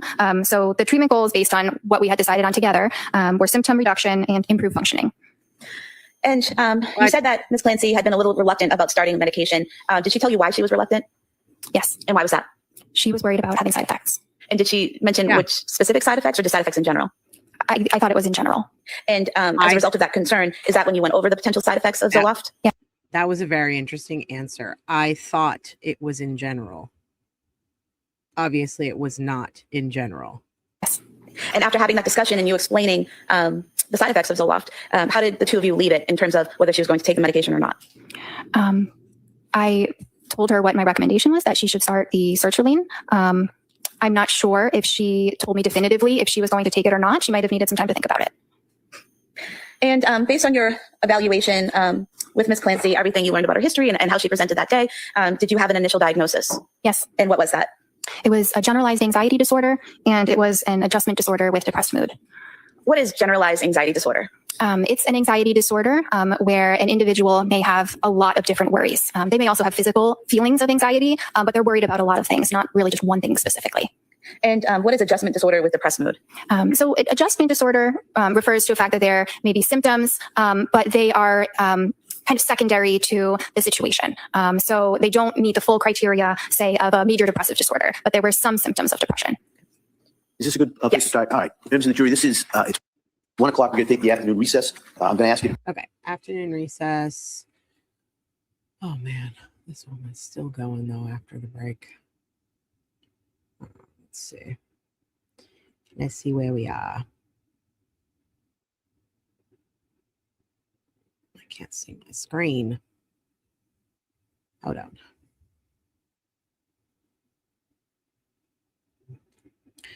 Okay. So we have quite a ways to go here. All right, let's catch back up. We should be able to finish this today. After her second baby. She mentioned something. Anxiety, Zoloft 1 week was nervous. Yes. And in that section, you put in here initial presentation, nursing school, Prozac helped, got treatment after second baby. 2 for anxiety, Zoloft 1 week, was nervous about breastfeeding, initial side effects. Can you just tell us where that information came from? My conversation with the patient. And where it says Zoloft 1 week, was nervous about breastfeeding, what does that mean? So she had tried Zoloft before during the postpartum period after her second baby. And did she tell you whether she had any side effects when she took Zoloft after her second baby? She mentioned something about initial side effects, which are pretty common for many people. I didn't detail what those side effects were, but they sounded like the very normal ones that people might experience that are transient in the beginning of the treatment. And what would those side effects be? Possibly upset stomach, appetite issues. Can we know what related to this patient rather than somebody? All right, so why don't you ask if she remembers what? It's amazing to me that she didn't write down the side effects that Lindsay was experiencing. It's crazy, actually. The defendant said the side effects were. Do you remember what the defendant said the side effects were? I don't remember them exactly, but they were ones that did not seem concerning. And in your experience, in your training and experience as a psychiatrist who prescribes Zoloft, what are the common side effects that you deal with, that patients deal with from this medication? So in the first couple weeks of treatment, we described that there's a lot of serotonin in the gut. Let's yeah, I want to go back for just a moment with the objection and watch her facial like she got some anger issues, I think. That are transient in the beginning of the treatment. And what would those side effects be? Possibly upset stomach, appetite issues. Can we know what related to this patient rather than somebody? All right, so why don't you ask if she remembers what the defendant said the side effects were. Do you remember what the defendant said the side effects were? I don't remember them exactly, but they were ones that did not seem concerning. And in your experience, in your training and experience as a psychiatrist who prescribes Zoloft, what are the common side effects that you deal with, that patients deal with from this medication? So in the first couple weeks of treatment, we described that there's a lot of serotonin in the gut, as well as the brain. So the medicine often affects the gut first. So you might have diarrhea, constipation, difficulties with appetite, nausea, things like that. And you also wrote in the note about history of present illness, 3 months postpartum, also 4 and 2-year-old feeling overwhelmed. Is that correct? Yes. And that came from the patient, Ms. Clancy? Yes. And furthermore, you wrote that the baby needing more attention, other kids more challenging too. Is that coming from the patient? Yes. And does she also describe she's having trouble leaving the baby, too anxious to do anything when she leaves, physical tension, heart racing, worries he won't eat or sleep because he's refusing the bottle? Yes. And did she say that makes her irritable? Yes. And in that same note is where you detail that she denied audio hallucinations, visual hallucinations. You also, correct? Yes. And you also detail suicidal ideation, homicidal ideation, denies, no concern about hurting baby. Is the no concern about hurting baby, is that an observation you're making? All right, this is important. Hallucinations, visual hallucinations. And does she also describe she's having trouble leaving the baby, too anxious to do anything when she leaves, physical tension, heart racing, worries he won't eat or sleep because he's refusing the bottle? Yes. And did she say that makes her irritable? Yes. And in that same note is where you detail that she denied audio hallucinations, visual hallucinations. You also, correct? Yes. And you also detail suicidal ideation, homicidal ideation, denies, no concern about hurting baby. Is the no concern about hurting baby, is that an observation you're making or something that came from Ms. Clancy? It came from our conversation. So at some point in time, she told you she had no concerns about harming the baby. Yes, it was. Okay. What does the prosecution think this is good for them? Like, she's so I don't understand what they're getting at. I mean, I don't even think we need to actually watch the rest of this testimony because it's more of the same. I'm going to skip a little bit ahead toward the closer to the end because she starts talking about the actual day, the day before. But like Lindsay telling a provider that she doesn't have any feelings about, like she doesn't have any urge to hurt the children, it doesn't mean anything. It's either she's lying because she has had those thoughts and she's embarrassed by them, or she really hasn't had those thoughts. It doesn't matter, because at the end of the day, she did it. So you can't put all of it on what Lindsay reports to you. Like, do your fucking job. Ugh, so angry. All right, let me move forward here. Had beforehand. So we discussed starting the medication Buspar at 5 milligrams twice a day. More medications. To taper off the Ativan, but on November 22nd, she was still on the Ativan. Is that correct? Paul, on the 1st, when you knew she was seeing these other providers. Well, she continued to see me. Okay, this is important, I think. Of the other antidepressants. So I thought that that might be another option to explore. And you also discussed with her a partial hospitalization program? Yes. And why did you do that? Because she was really having a hard time. She had, mentioned those thoughts of feeling hopeless and the intrusive thoughts. So I referred her to a program that would provide extra support. It would be a program that she went to every single. Okay, hold on. I just want to back up a little bit. And I want to remember that yesterday when Dr. Goodhart was like, yeah, we gave her a treatment plan. When she left McLean, she had providers she could, talk to or whatever. And then when Reddington asked her what that treatment plan was, she said it was Psychology Today. They gave her a link to Psychology Today. This is feeling very much of the same to me here in this testimony. Asked whether these side effects she was experiencing indicated she had bipolar disorder. But when that was assessed, it was not deemed that she had bipolar disorder. And why was that? Because she really didn't meet the criteria. And what criteria didn't she meet? So there's a number of different criteria for bipolar disorder, or specifically looking at mania, because she did have some symptoms of depression, but the other side is mania. So the most important one is euphoria. So actually 7 days of continued euphoria with very high energy levels. That's the most important one. But then in addition to that, you need some other things like potentially pressured speech, grandiosity, which is like a person feeling superhuman or godlike. You might see increased risk-taking behaviors.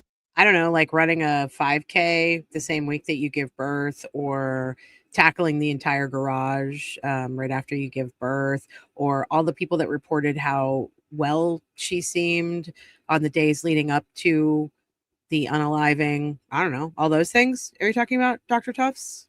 Usually those are significant risks, like somebody having affairs or using drugs, things that really negatively impact their life. The person might have a decreased need for sleep, which is not just insomnia, but it's truly not needing the sleep and having enormous amounts of energy otherwise. What is pressured speech? It means talking very fast, so fast that it's really hard to interrupt them. And did you ask Ms. Clancy on December 1st questions that would potentially elicit whether or not she met that criteria? Yes. And did any of her responses to your questions indicate any instances of mania in her past or present? No. What was the plan going forward from that day? So at this point, she was still seeing the doctors or the providers at South Shore. And so they were still managing her medications. So the plan was that she had an appointment with them tomorrow. She was considering taking the Seroquel without the Remeron, because she had had side effects with that, but that wasn't decided on. That was something to consider. And we also talked about starting a medicine called lamotrigine. I just gave her some information about the medicine. And we also talked about her going to a partial hospitalization program, which provides extra support for people who are really struggling. Lamotrigine, is that Lamictal? Yes. And did you prescribe it to her that day, or just discuss that option with her? Just discussed on that day. Why did you discuss that option with her?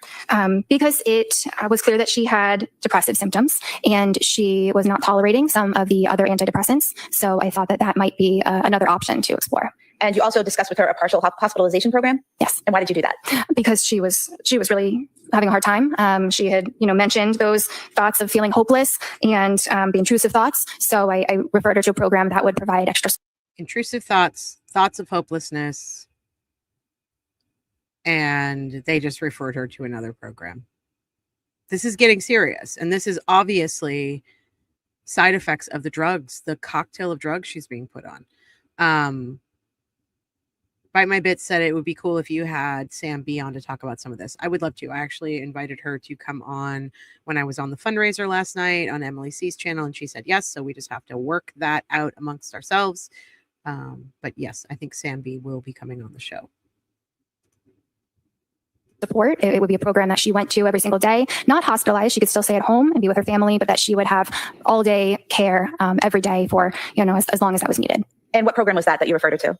The HRI program. What does HRI stand for? It's a hospital. I'm not sure what it stands for. And where is that program located? It's in Massachusetts, I think Brookline. And when you referred her, when you don't talked about that know? program with Ms. Clancy and referred her to that program, what was her response? You would refer her to a program that you don't know the name of and you don't know where it's located. What? Well, I gave her the information for it. It's a program where the patient can call and schedule their intake appointment. So I gave her that information. And was there any concern at that point? You had mentioned earlier that it's important to have, one provider prescribing medication, knowing what you're taking. You knew she was going to the South Shore Perinatal Program. Was there any concern about discussing medications with her, like Lamictal, on the first, when you knew she was seeing these other providers? Well, she continued to see me in more of a supportive role, and I was just trying to help her, give her as much information that could potentially be helpful. So it was something for her to discuss with the other providers. Did you ever reach out to South Shore or to get those records, or ask Lindsay for some type of waiver to get the South Shore records? No, I didn't. And the reason why is because she was very aware of what the medications were. She was very able to communicate what the different treatment decisions were. She was very medically sophisticated, so I didn't think it was necessary. And you were aware she was there, right there. You are responsible then. You don't get to make that call. You're her doctor. You're treating her. Hold up. With the other providers. Did you ever reach out to South Shore or to get those records, or ask Lindsay for some type of waiver to get the South Shore records? No, I didn't. And you can tell when she's like, no, I didn't. I probably should have. Maybe I should have. Yeah, I probably should have. Like, that's what it sounds like to me. The idea that she didn't ask or even reach out to figure out what else Lindsay was on while still continuing to prescribe her meds is malpractice. Oh my God, listen to this. In more of a supportive role, and I was just trying to help her, give her as much information that could potentially be helpful. So it was something for her to discuss with the other providers. Did you ever reach out to South Shore or to get those records, or ask Lindsay for some type of waiver to get the South Shore records? No, I didn't. And the reason why is because she was very aware of what the medications were. She was very able to communicate what the different treatment decisions were. She was very medically sophisticated, so I didn't think it was necessary. And you were aware she was a labor and delivery nurse, correct? Yes. So you were aware she was familiar with medications, and she was able to communicate with you on a level that's not a typical patient, correct? Yes. You failed her. Did you next see her on December 16th, 2022? Yes. And did you make that appointment with her, or did she reach out as she did on the December 1st and make her own appointment? I'm not sure. Okay. And that appointment on December 16th, 2022, what did you discuss with her that day? Oh my God. You failed her. Ugh. Cassie said kickbacks for prescribing. I mean, I don't think you're wrong. I usually expect doctors and teachers this green to try harder, Braun said. Yeah. And anybody. It's your job. You just went to school. You're going to pay back all those student loans if you didn't get scholarships. And this is how you're doing it. It's awful. I agree, Weddy, for you, Nettie. She knew. That was the admission of her guilt right there.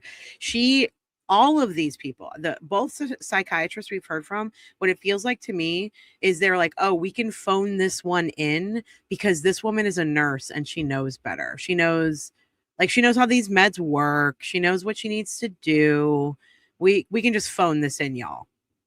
Oh my God. It's so disgusting. Medically sophisticated. Yeah. You shitting me? Ugh.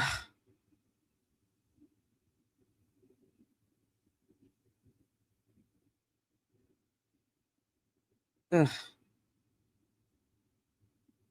I would think her pharmacist would have questions as well, Pamabo. That strikes me. But then again, the pharmacies are completely overwhelmed too, and they're the go-between between the insurance company and the doctor's office, and it's a mess. Our system is a mess, and that's part of the problem here too. Lindsay fell through the cracks. Ugh.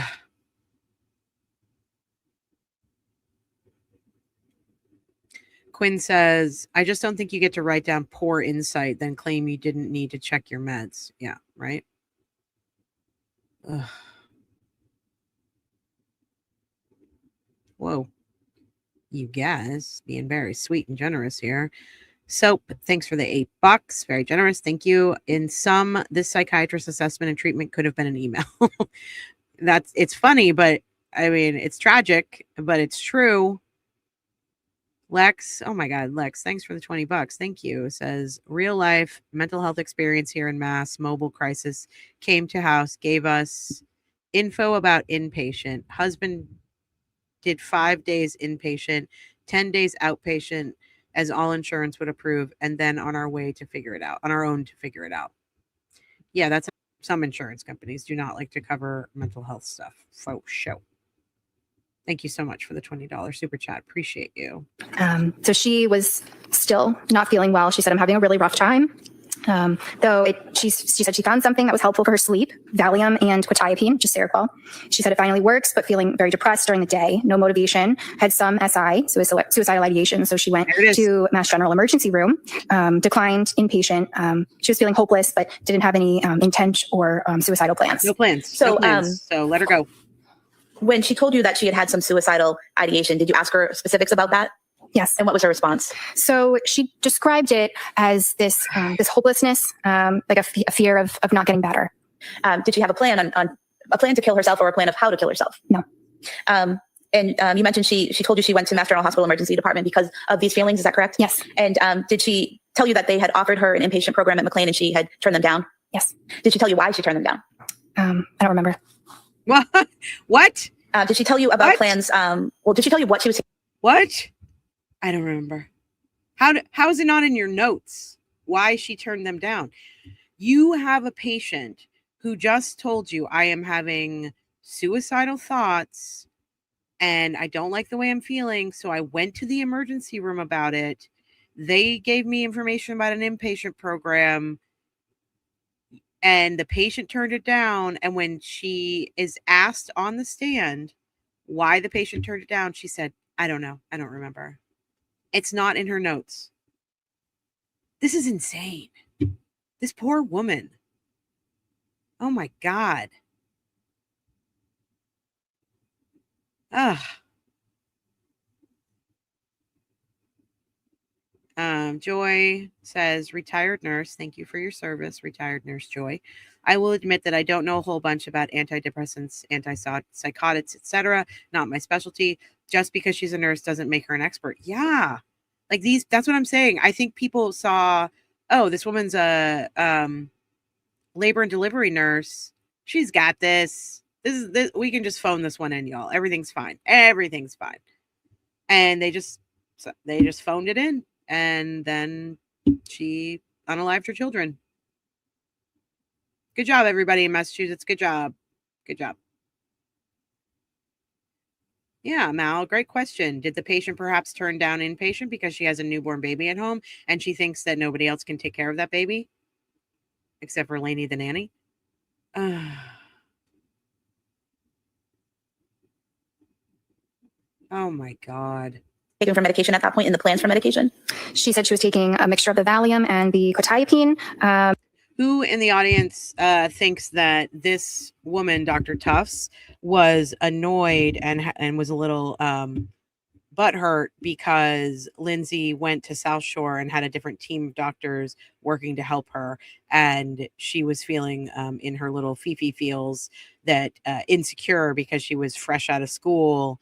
And so she wasn't worrying about Lindsay anymore because Lindsay had gone to somebody else because she wasn't doing a good enough job. How many people in the chat think that her little girl insecure Fifi feelings were hurt?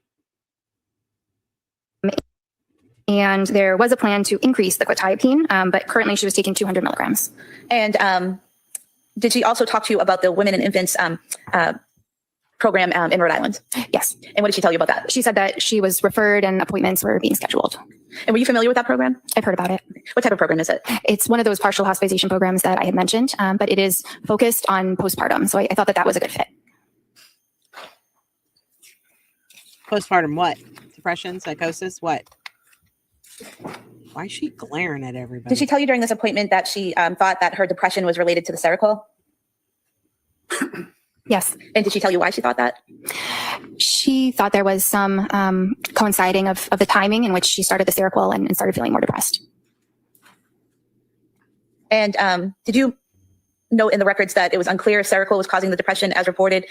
She was more depressed the last visit before taking it? Yes. Can you just explain that, what your observations were? Yeah, I wasn't sure if the Seroquel was making her worse because she did already seem depressed before she had started the Seroquel. So I wasn't sure. I thought it was possible. But what was the plan going forward from that appointment? so the plan was for her to go to this Women in Endurance program. And if she was having more suicidal thoughts, to go back to the emergency room. And was she also planning to start Lamictal 25 milligrams daily? Yes, at that moment, given how the If you keep feeling like you want to unalive yourself, just make sure you get yourself to the emergency room. But don't unalive yourself. Make sure you get yourself to the emergency room. What? Oh, God. depression was continuing and worsening, I did feel like after we had discussed the Lamictal numerous times that I did need to step in and prescribe that for her. And you prescribed the 25 milligram daily dose for her? Yes. What's the lowest level of Lamictal that you would prescribe? 25. And what's the highest? So in psychiatry, typically 200, but I mean, it really can go up to 400 or 500. And so again, you prescribed the lowest dose to start with, correct? Yes. And was she to continue with the Seroquel that she had been prescribed by the South Shore perinatal program? I've seen those Yes. pictures. And what about Kelly, and I Valium? agree. So I didn't make a recommendation on the Valium. I think there was a plan already in place on tapering it that I supported. And did you do anything in terms of reaching out to her providers at South Shore Perinatal to let them know you were adding a prescription, or did you communicate with Ms. Clancy about letting her providers know? I communicated with Lindsay about that, and she was so good at giving me all of these updates about what she did with them. I figured she would tell them when she next saw them. And did she tell you that she would update them? I'm going to share this with y'all. It's a really good point.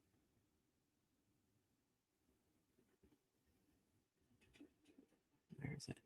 This is what she used to look like when she was a fresh-faced newbie, ready to help the world by prescribing a gazillion drugs and getting a kickback, maybe, allegedly.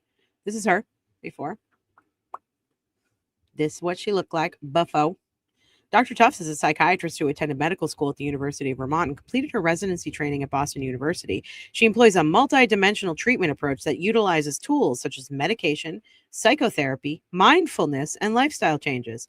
Dr. Tufts' areas of specialty include PTSD and trauma-related disorders, mood disorders, anxiety, OCD, ADHD, and substance abuse. She didn't have any experience with postpartum, it looks like. She has a particular interest in women's mental health. She needs to take more of an interest because she's not doing a great job. And perinatal psychiatry from pregnancy through 2 years postpartum. She's gotten 4.8 out of 5 stars. I don't want to put all of her contact info up. This is what she used to look like. So take from that what you will. Y'all. That's what she looked. This is what she looks like now. There she is. There she is.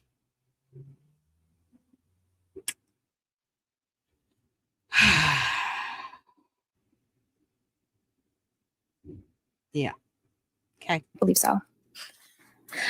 Was the next time you saw Ms. Clancy on January 6th, 2023? Yes. And how did that appointment come about? So again, I don't often do the scheduling. I'm not sure exactly whether I had scheduled that or she had. Did you learn during that appointment that Ms. Clancy had just been discharged from McLean Hospital? Yes. And what, if anything, did Ms. Clancy tell you about her current mental state and what had happened between your last appointment on December 16th and now this appointment on January 6th? So she was continuing to feel depressed and attributing it to the Seroquel that she had been taking. So the idea was going to McLean so that she could be safely taken off of the Seroquel. And was it at McLean, according to Ms. Clancy, that she had tapered off the Seroquel? Yes. And so on January 6th, did she tell you what she was prescribed at that time? Yes. And what was that? Trazodone 100 milligrams, Ativan 1 milligram, and melatonin 5 milligrams.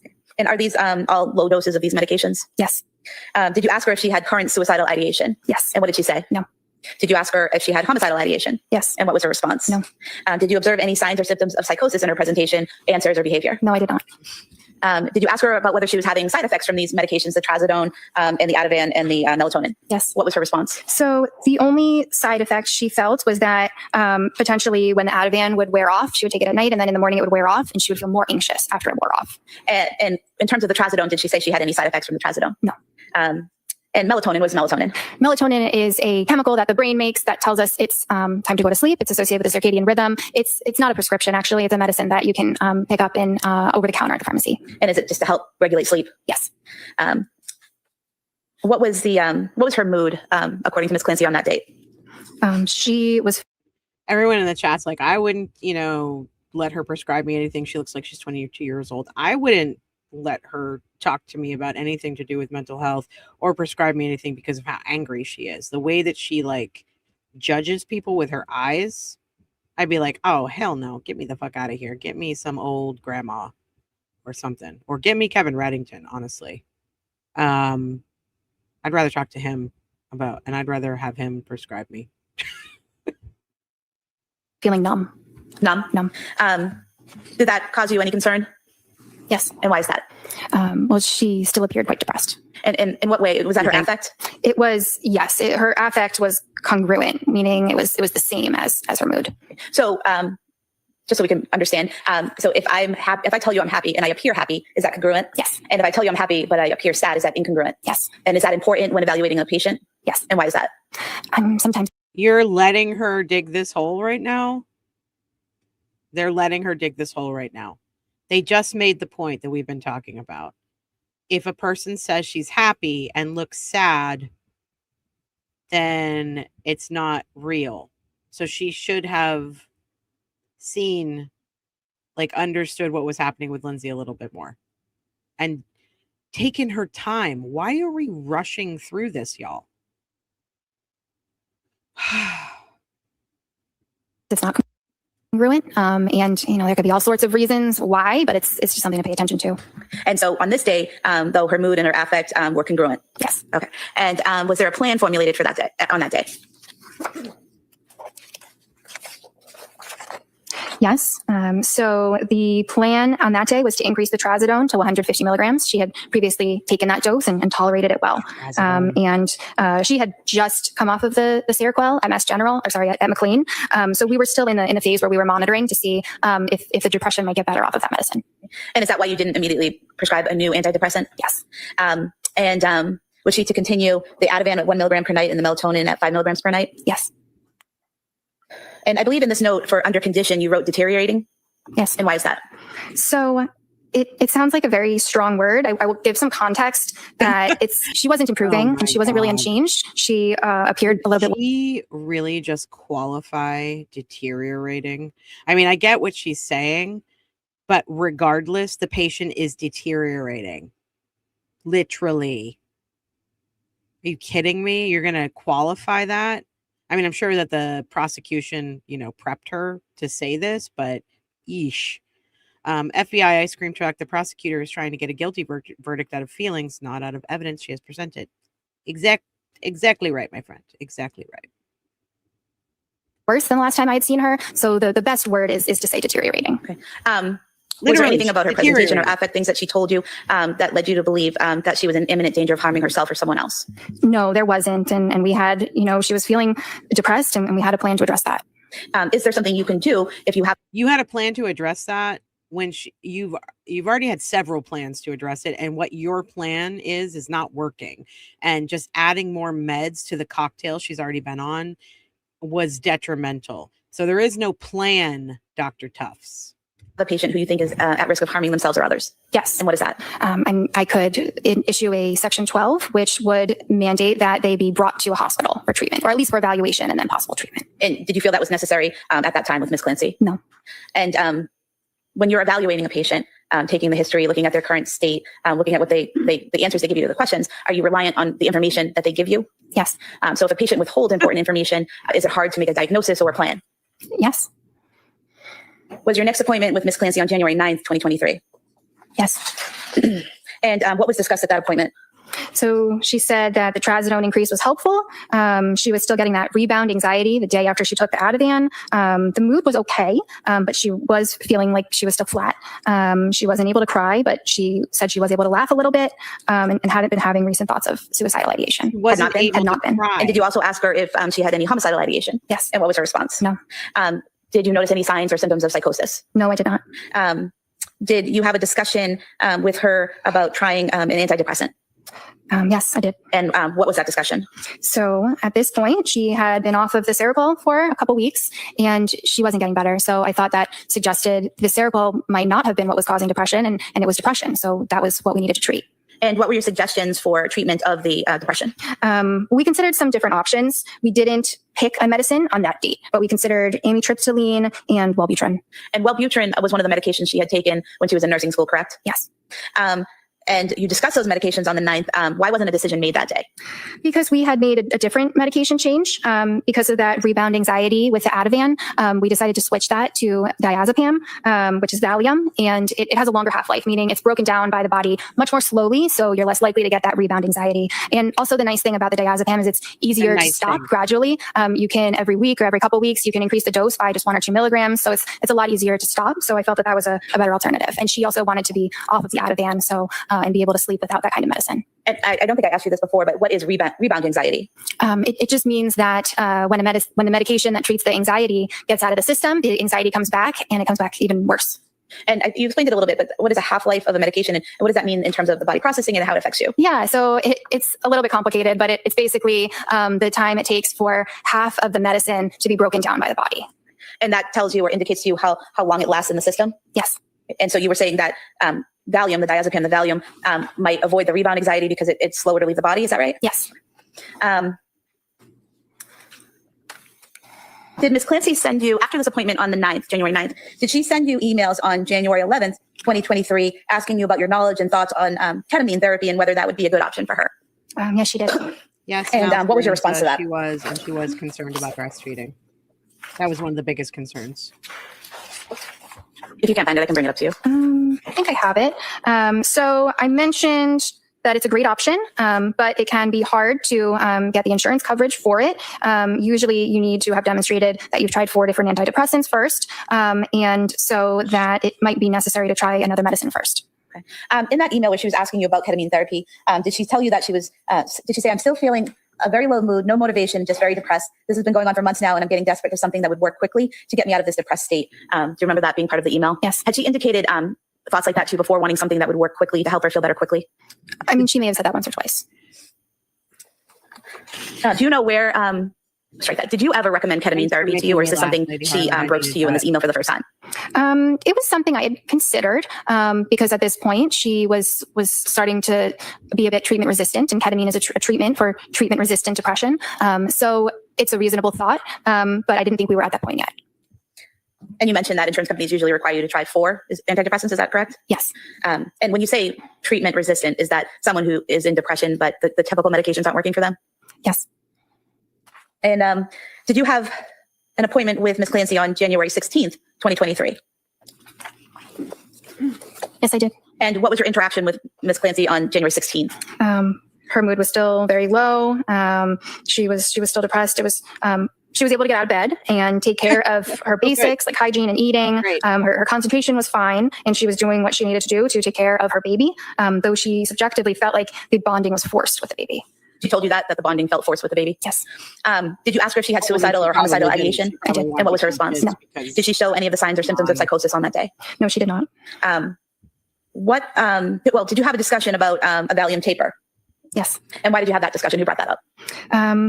That was because she really did not want to have to take a benzodiazepine medication every day for sleep. So we discussed how to come off of that medication safely. And that again, is that like taper off to take a little bit less each time? Yes. And did she agree with that plan? Yes. Was a decision made at that point on which, if any, antidepressant to take? No, we had not made a decision. Oh, sorry. At this point, we did. We did go ahead and decide to try the amitriptyline. And what is amitriptyline? So it is a tricyclic antidepressant. What does that mean? It's an older antidepressant. It's been around for very many years. I have a degree in this, so let me tell you. Ooh, I loathe this woman. I loathe her.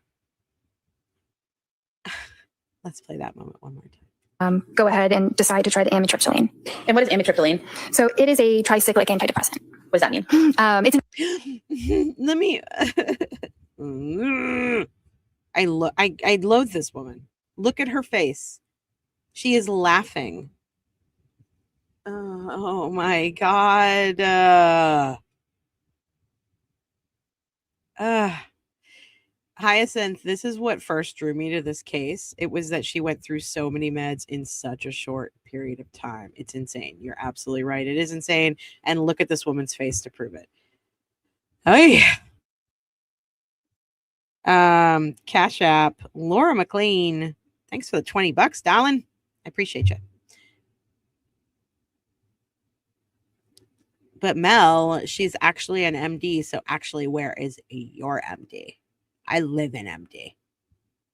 I'm not an MD. Oh God, Dizzy, I agree with you. She's the one who thinks she's always the smartest person in the room. Let me tell you about amitriptyline, okay? Okay. You guys gather around. This is going to be a compelling story. Let me tell you about some amitriptyline. I'm a Dr. DR, MD, psychiatrist, whatever.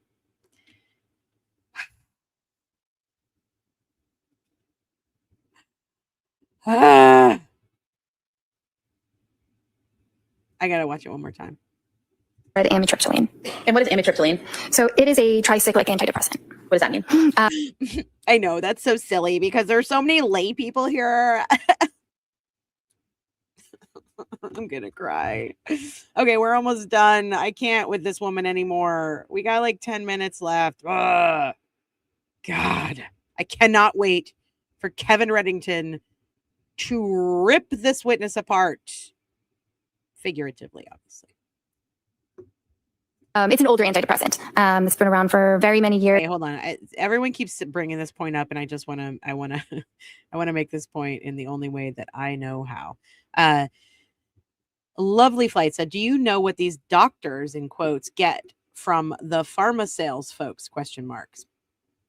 I would assume these doctors get from the pharma sales folks the same things that veterinarians get when they push a specific kind of food at their patients, which is a kickback." What are we doing? What are we even doing? Why is this the real world? Amitriptyline. Okay, let me. All these lay people. I know must be so difficult to listen to this testimony. Oh my God, I know. Hold on, I'll tell you. It helps treat insomnia and some pain, headache conditions as well. And the dose that you prescribed, did you say it was 10 milligrams? Yes. Is that the lowest dose? Yes. What's the highest dose? Can get quite high, maybe 150. And so again, you started her at the lowest dose. Why was it that throughout this time you're treating her and trying these different medications that you always start at the lowest dose with her? That's standard practice because the medications, they have side effects, and the lower the dose, the more mild the side effects are, and it gives the patient time to acclimate to the medicine, and then you gradually increase it depending on how they're tolerating it. And what was the plan going? What was her mood and affect that day? It was depressed. Mood was depressed. Affect was depressed and flat. Yeah. And at that point in time where she's denying suicidal ideation, denying homicidal ideation, showing no signs of psychosis, were there any grounds for you or any reason for you to seek a Section 12? No. It should have been. Your next appointment with her was January 23rd, 2023. Is that correct? Yes. And again, all of these appointments were virtual appointments, correct? Yes. During this appointment, what was her mood and affect? Mood was depressed. Affect was depressed and flat. Did she tell you she had started the amitriptyline? She did. And did she tell you if there were any side effects to that? It didn't appear that there were side effects. What was the conversation or interaction with her that day on the 23rd? So she said she was doing all right, a little more anxious, and the anxiety was described as the feeling of her heart racing. She had a decreased appetite as well. She was on only 2 milligrams of Valium at this point and feeling more anxious in the morning. Mood was the same, flat, anxious, no motivation, numb. She has to force herself to get out of bed and out of the house, but is able to do that. And she is sleeping okay. And did you ask her if she had suicidal ideation or homicidal ideation on the 23rd? Yes, I did. What was her response? No. And did you notice any symptoms or signs of psychosis that day? No. Was there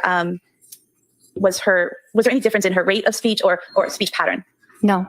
Was there any difference in her ability to think or communicate in any way? No. Was there any change in her your evaluation of her judgment or insight? No. Did you still consider her insight poor at that point? I did. And why were you still considering her insight poor? So I think there were just a couple of. I feel like you can always tell when she the notes that she's taken, if she's taken notes or whatever she said in the past, is bad for her or bad for her case, because she does this sort of trailing off thing where she wants to give an explanation and they allow her to give an explanation, of course, where they're like, why did you think her condition was poor or whatever they said?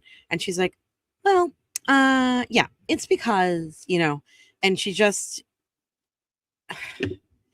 every note she's putting in these files is, this woman is getting worse and I'm not doing anything to help her. But I don't think she's psychotic. I don't think, do you think she's psychotic? Am I the psychotic? Is she psychotic? Like, I don't think she's psychotic. I don't know. Do you think she's psychotic? Am I the psychotic? That's what it feels like to me. Things that came up throughout our 14 visits that suggested that to me, like I explained earlier, but later on it was it had to do with her over attribution, it seemed, to the medications, about certain symptoms that she was feeling, meaning like how she felt about the Seroquel, how she felt that was making her depressed, when in reality I think she was just depressed. So it was related to her thoughts about medications and how she was feeling. So would it be accurate to state that instead of accepting that she was depressed, she was placing the blame on the medication? Sustained. In your mental status exam of her on the 23rd. Look at that. Oh my God. Did you guys see that? I mean, did she just give Reddington that look because that's the whole case as far as they're concerned? So basically what you're saying is she was saying that she was depressed because of the medication, but what it actually was that she was just depressed. So she was depressed and the medication was causing her to be depressed because she was depressed. Is that what we're saying? That's what we're going with. Watch this look she gives Reddington. So would it be accurate to state that instead of accepting that she was depressed, she was placing the blame on the medication?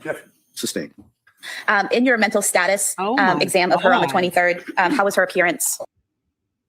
I think she's the one that's psychotic. Am I the psychotic? Is it you? Are you this? Is it you? Am I the psychotic? Is it my problem? Are you the psychotic? Oh my God. Death stare is right, Jess. Objections really piss her off, apparently. God. She's scary.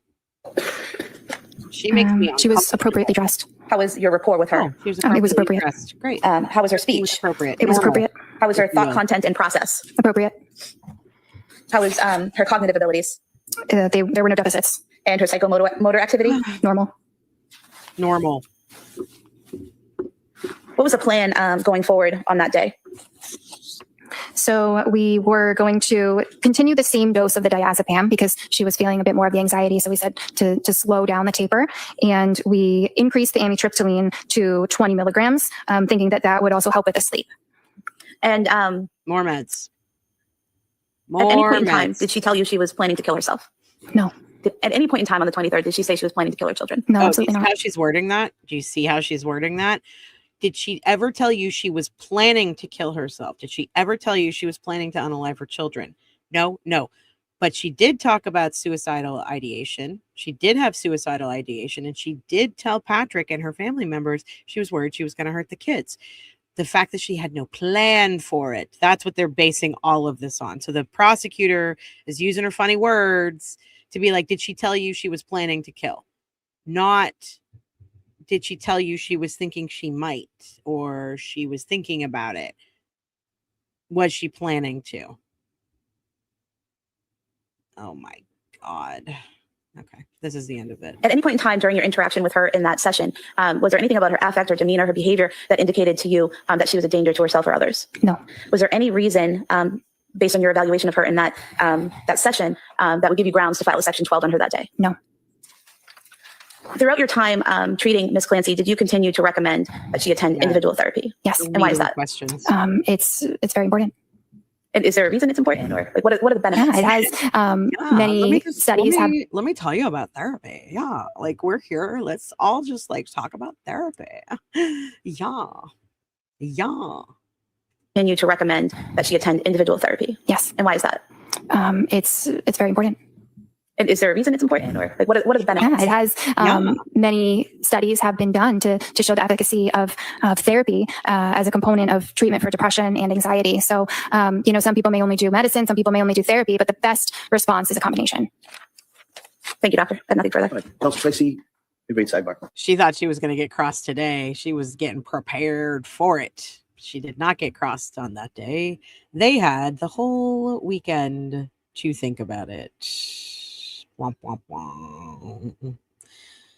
Oh my God, you guys, this person. I cannot wait to watch this cross tomorrow. I am so excited. Yeah, therapy is great. Yeah. Amateur trillion. Oh, God, I hate this woman. Okay. I love you all very much. Happy Sunday. I did not plan to be here for almost 3 hours on a Sunday, but here I am. And thank you all so much for the lovely Snapchats, super chats, and memberships and your tips. I really, really appreciate you. If you feel so inclined or are able to or want to, you can do Venmo, Cash App, PayPal. And if I get a tip, for those of you who are on replay, I will make sure to tell you thank you and read your comment aloud on the next show. But I love you very much. And please take care of yourselves. I'm trying to leave us with a little bit of humor because I just can't with this woman. Take care of yourselves. Protect your mental health. Come back at 8:30 tomorrow morning because Rebecca Lavoie is back in the house. And I can't wait to see her. I haven't seen her in a week. We've barely spoken because I promised myself that I wouldn't bug her too much while she was gone. So we haven't talked a lot. We're going to have a lot to catch up on.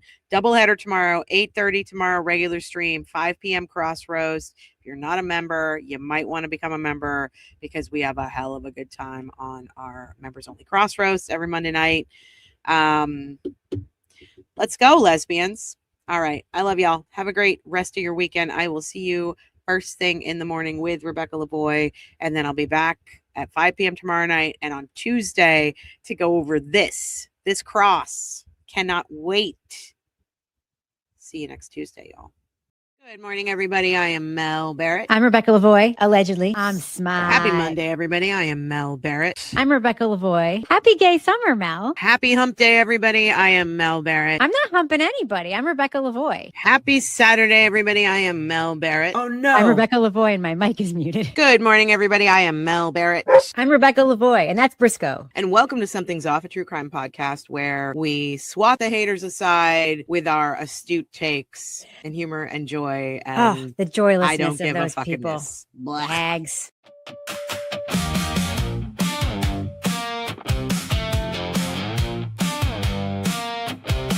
You hear a verse and a break in the story. One little crack and the whole thing gets wary. A witness swears but the timeline bends. A smile too smooth and the trail just ends. Mel Barrett says, hold up, look again. Rebecca Lavoie follows every thread. If it feels too neat, then it's not the truth. There's a shadow line running through the room. Something's off, something's off. You can feel it in the bones. Something's off, something's off. When the facts won't come home. Something's off, something's off. And the case won't stay in place. Something's off. We're the ones who chase. This is Pull it, literally Jimmy. because it's 100. It's been happening for the past day. Oh, dear God. Everywhere's a hotspot when Dr. Wolf is on the TV. Am I right? Everywhere's a hotspot when Dr. Wolf is on the TV. I'm sorry. This is very funny. What are you laughing about? Because you're just sitting there waiting for the video to start. I was listening this whole time. You listening to what? You're not playing anything, and now you're frozen. God, I'm sorry. I'm so sorry. Let me text Mel. Let me call Mel real quick. I'm going to call Mel. No, I'm not answering your call. I'm not doing it. I don't think. Why is it? Oh, Jesus. Maybe go back on the Wi-Fi. I am back on the Wi-Fi. Can you hear me now? Should we do the show now? Should we do the show now? Rebecca? Rebecca, can you hear me? Can you hear me now? Internet. Hello. Hello? Hello, worldwide interwebs. Can you hear me? Let's do this. I have to look at my phone over here. We're gonna go members only. We're the ones who chase. Yeah, we're the ones who chase. Wait, did that witness just blink 3 times? Something's up.